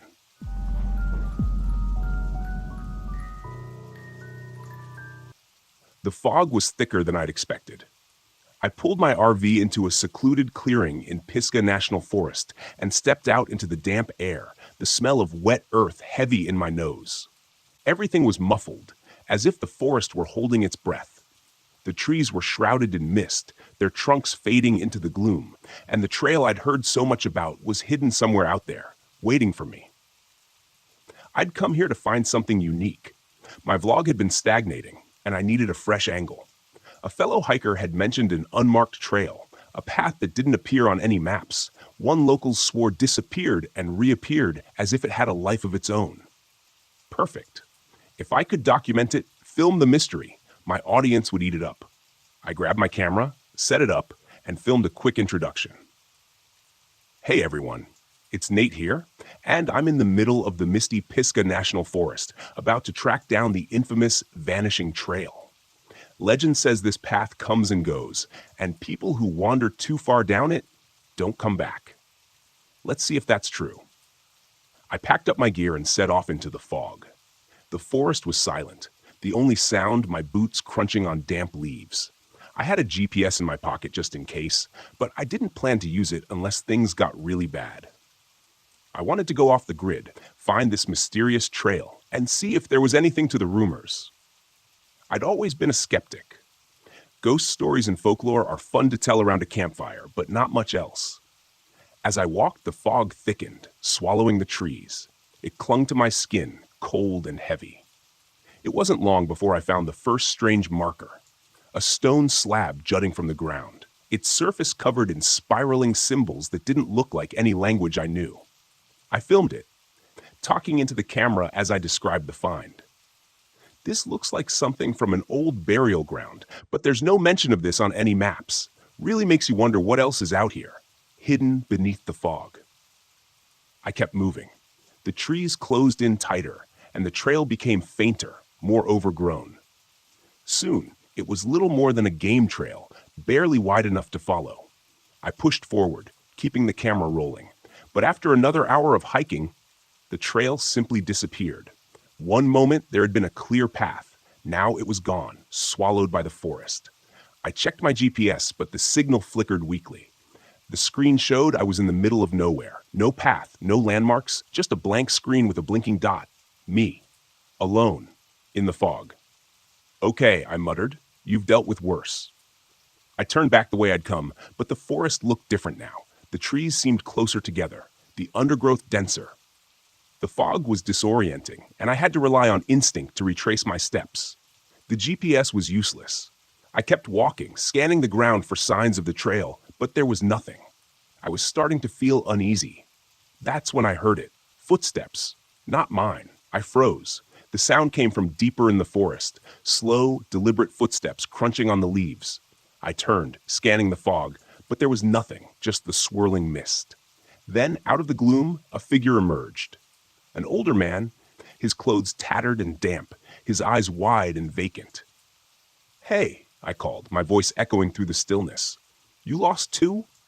The man looked at me for a moment, then shuffled forward. He seemed off. His clothes were torn, his face pale, and there was a distant look in his eyes, like he wasn't entirely there. "I've been walking for days," he said, his voice hoarse. "The trail, it keeps changing." "Are you okay?" I asked, stepping toward him. He shook his head. "No one's okay out here." I frowned, feeling a cold knot of fear tighten in my stomach. "What do you mean?" "The trail, it moves. I've seen it, watched it disappear and reappear. It's not just a path, it's the forest. It doesn't want us to leave." I stared at him, my mind racing. This guy was either delirious or onto something. Either way, I didn't like the way he was talking. "Look, I have a GPS," I said, pulling it out. "We can find our way back." The man glanced at the GPS, then back at me. "It won't help. The forest is messing with it." I didn't believe him. I couldn't. I was a rational guy, and this was just a forest. I'd get us back to my RV, get this guy some help, and be done with it. But as we walked, things got stranger. The mist thickened, wrapping around the trees like a living thing. The forest seemed to shift with every step. What had been an open path a moment ago would be choked with brambles. When I looked back, trees seemed to loom closer, twisting into unfamiliar shapes. The man, whose name I learned was Eli, grew more agitated with every passing minute. "It's watching us," he muttered. "It knows we're here." "Who's watching?" I asked, growing impatient. "The forest," he said, his voice barely a whisper. "It's alive, and it's been here long before we were." I ignored him, focusing on the GPS, but even that was failing me. The screen flickered, the signal cutting in and out. At one point, it showed me standing on a clear path, but when I looked up, there was nothing but trees, thick, twisted trees that looked like they had grown there for centuries. We kept walking, the fog growing thicker, pressing in on us. The air felt heavy, almost suffocating, and the whispers started. Faint at first, like the wind through the leaves, but then more distinct voices calling out from the mist. "Nate," I froze, my heart hammering in my chest. "Did you hear that?" I asked Eli. He nodded, his eyes wide. "It's calling us." "The forest." I tried to shake it off, tell myself it was just the wind, but deep down, I knew that wasn't true. The voice had spoken my name. We came across a backpack tangled in the branches of a tree, high above our heads. It was old, covered in dirt and torn, but when I climbed up to retrieve it, I found fresh supplies inside, water, food, like someone had packed it yesterday.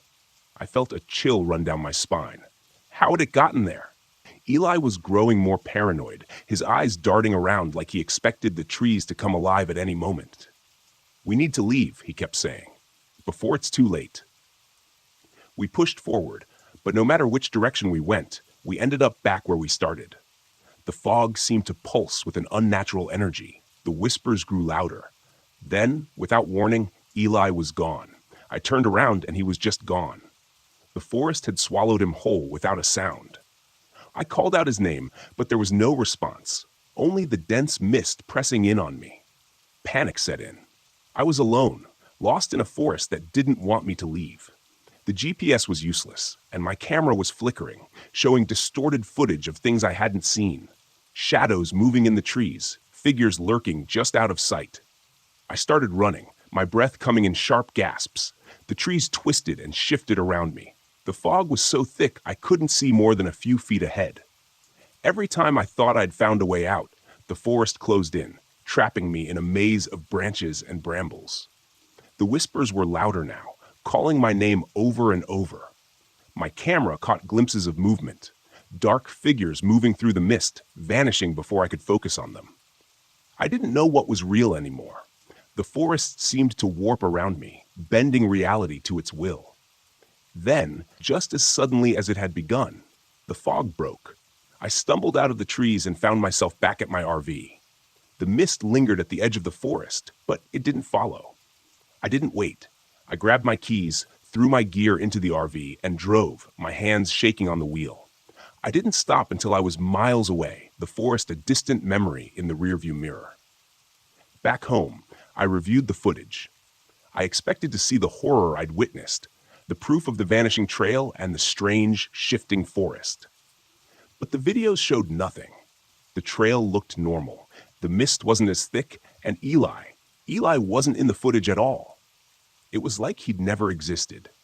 I tried to tell myself it had been a bad trip, that my mind had played tricks on me. But deep down, I knew the truth. The forest had let me leave, but it hadn't forgotten me. And I had a feeling it was waiting somewhere in the mist for me to return.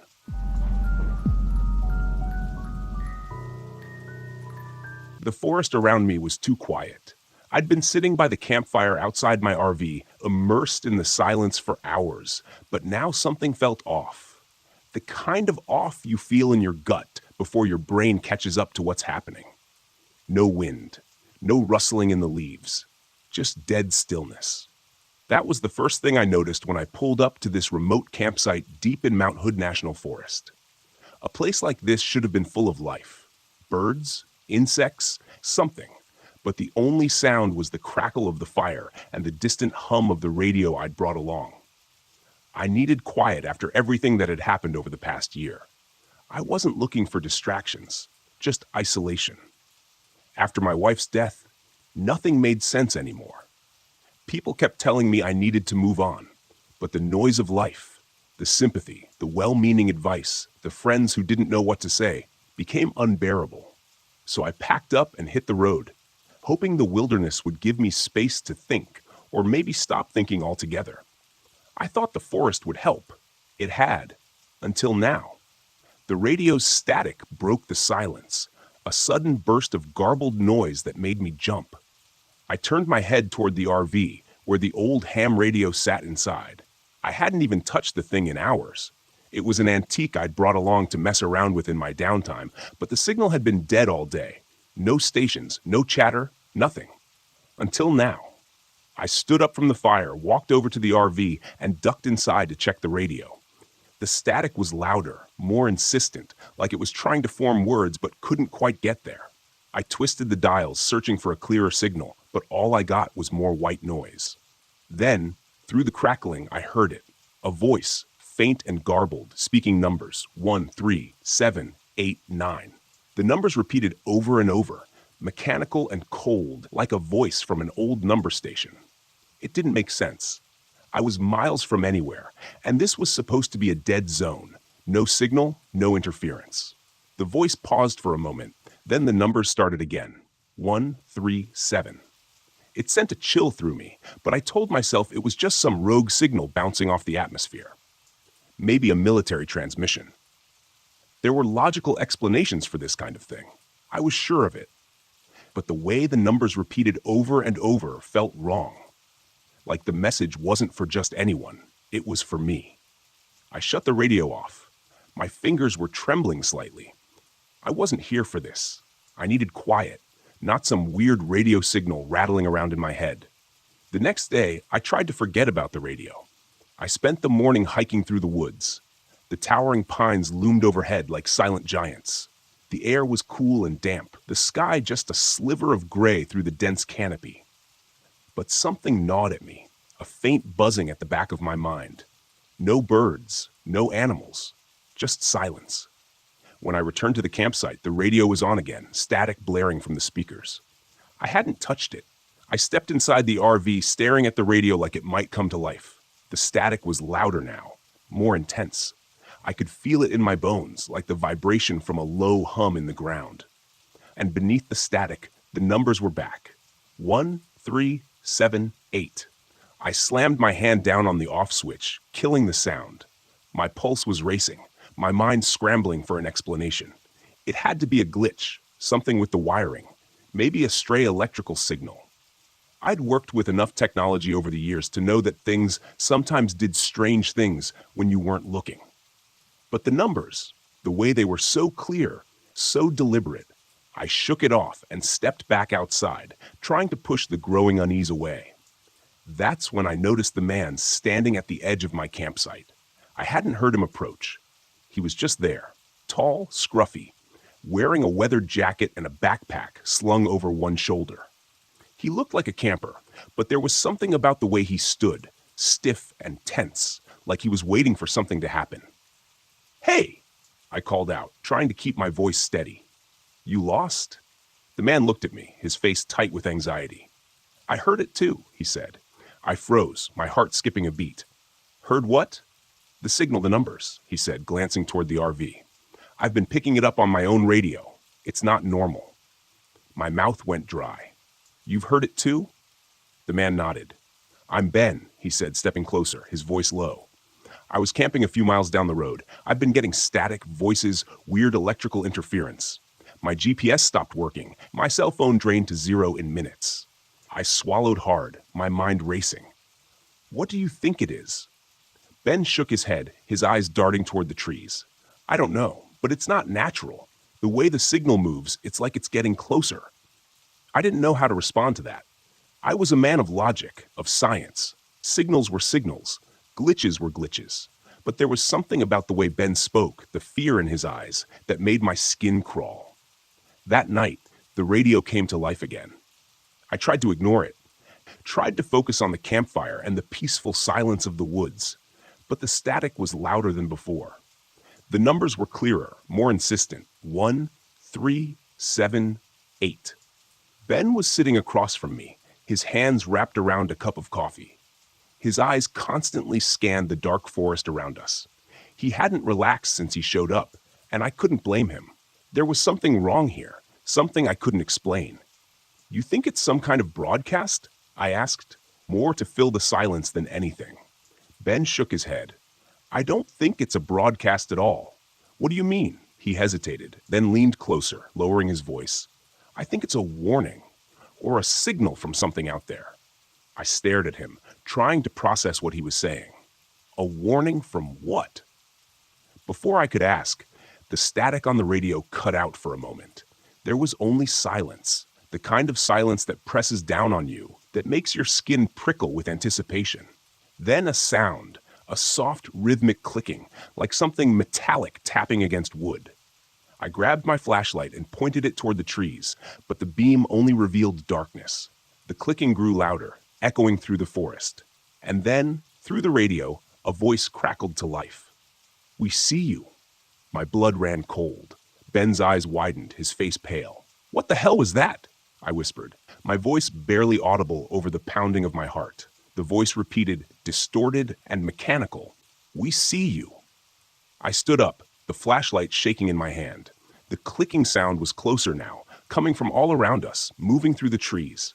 The forest seemed to pulse with energy, the air growing thick and heavy, like the atmosphere itself was alive. I think we should leave, Ben said, his voice tight with fear. For once, I agreed. The next morning, I found Ben's tent abandoned. His gear was scattered around the clearing, but there was no sign of him, no footprints, no note. Just the cold, empty forest and the low hum of static that had settled into the air like a living thing. I tried to follow his tracks, but they vanished in the thick underbrush.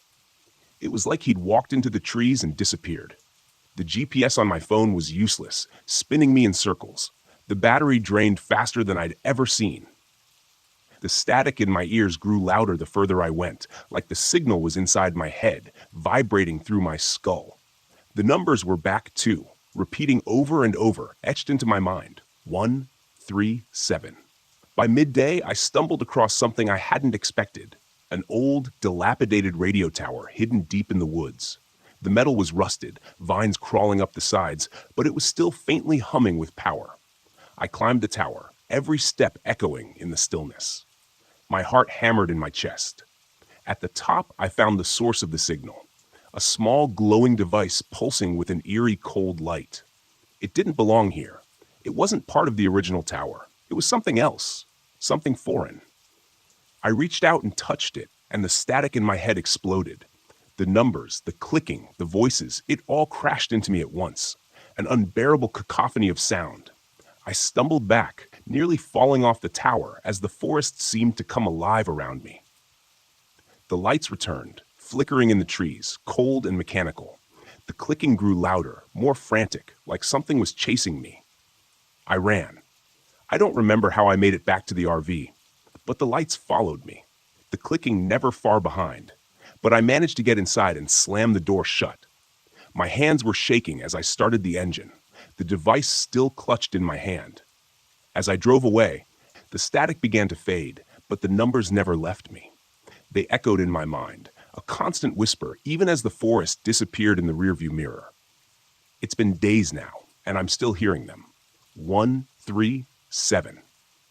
I can't get them out of my head, and I can't shake the feeling that whatever was out there, whatever sent that signal, knows where I am. And it's not done with me yet.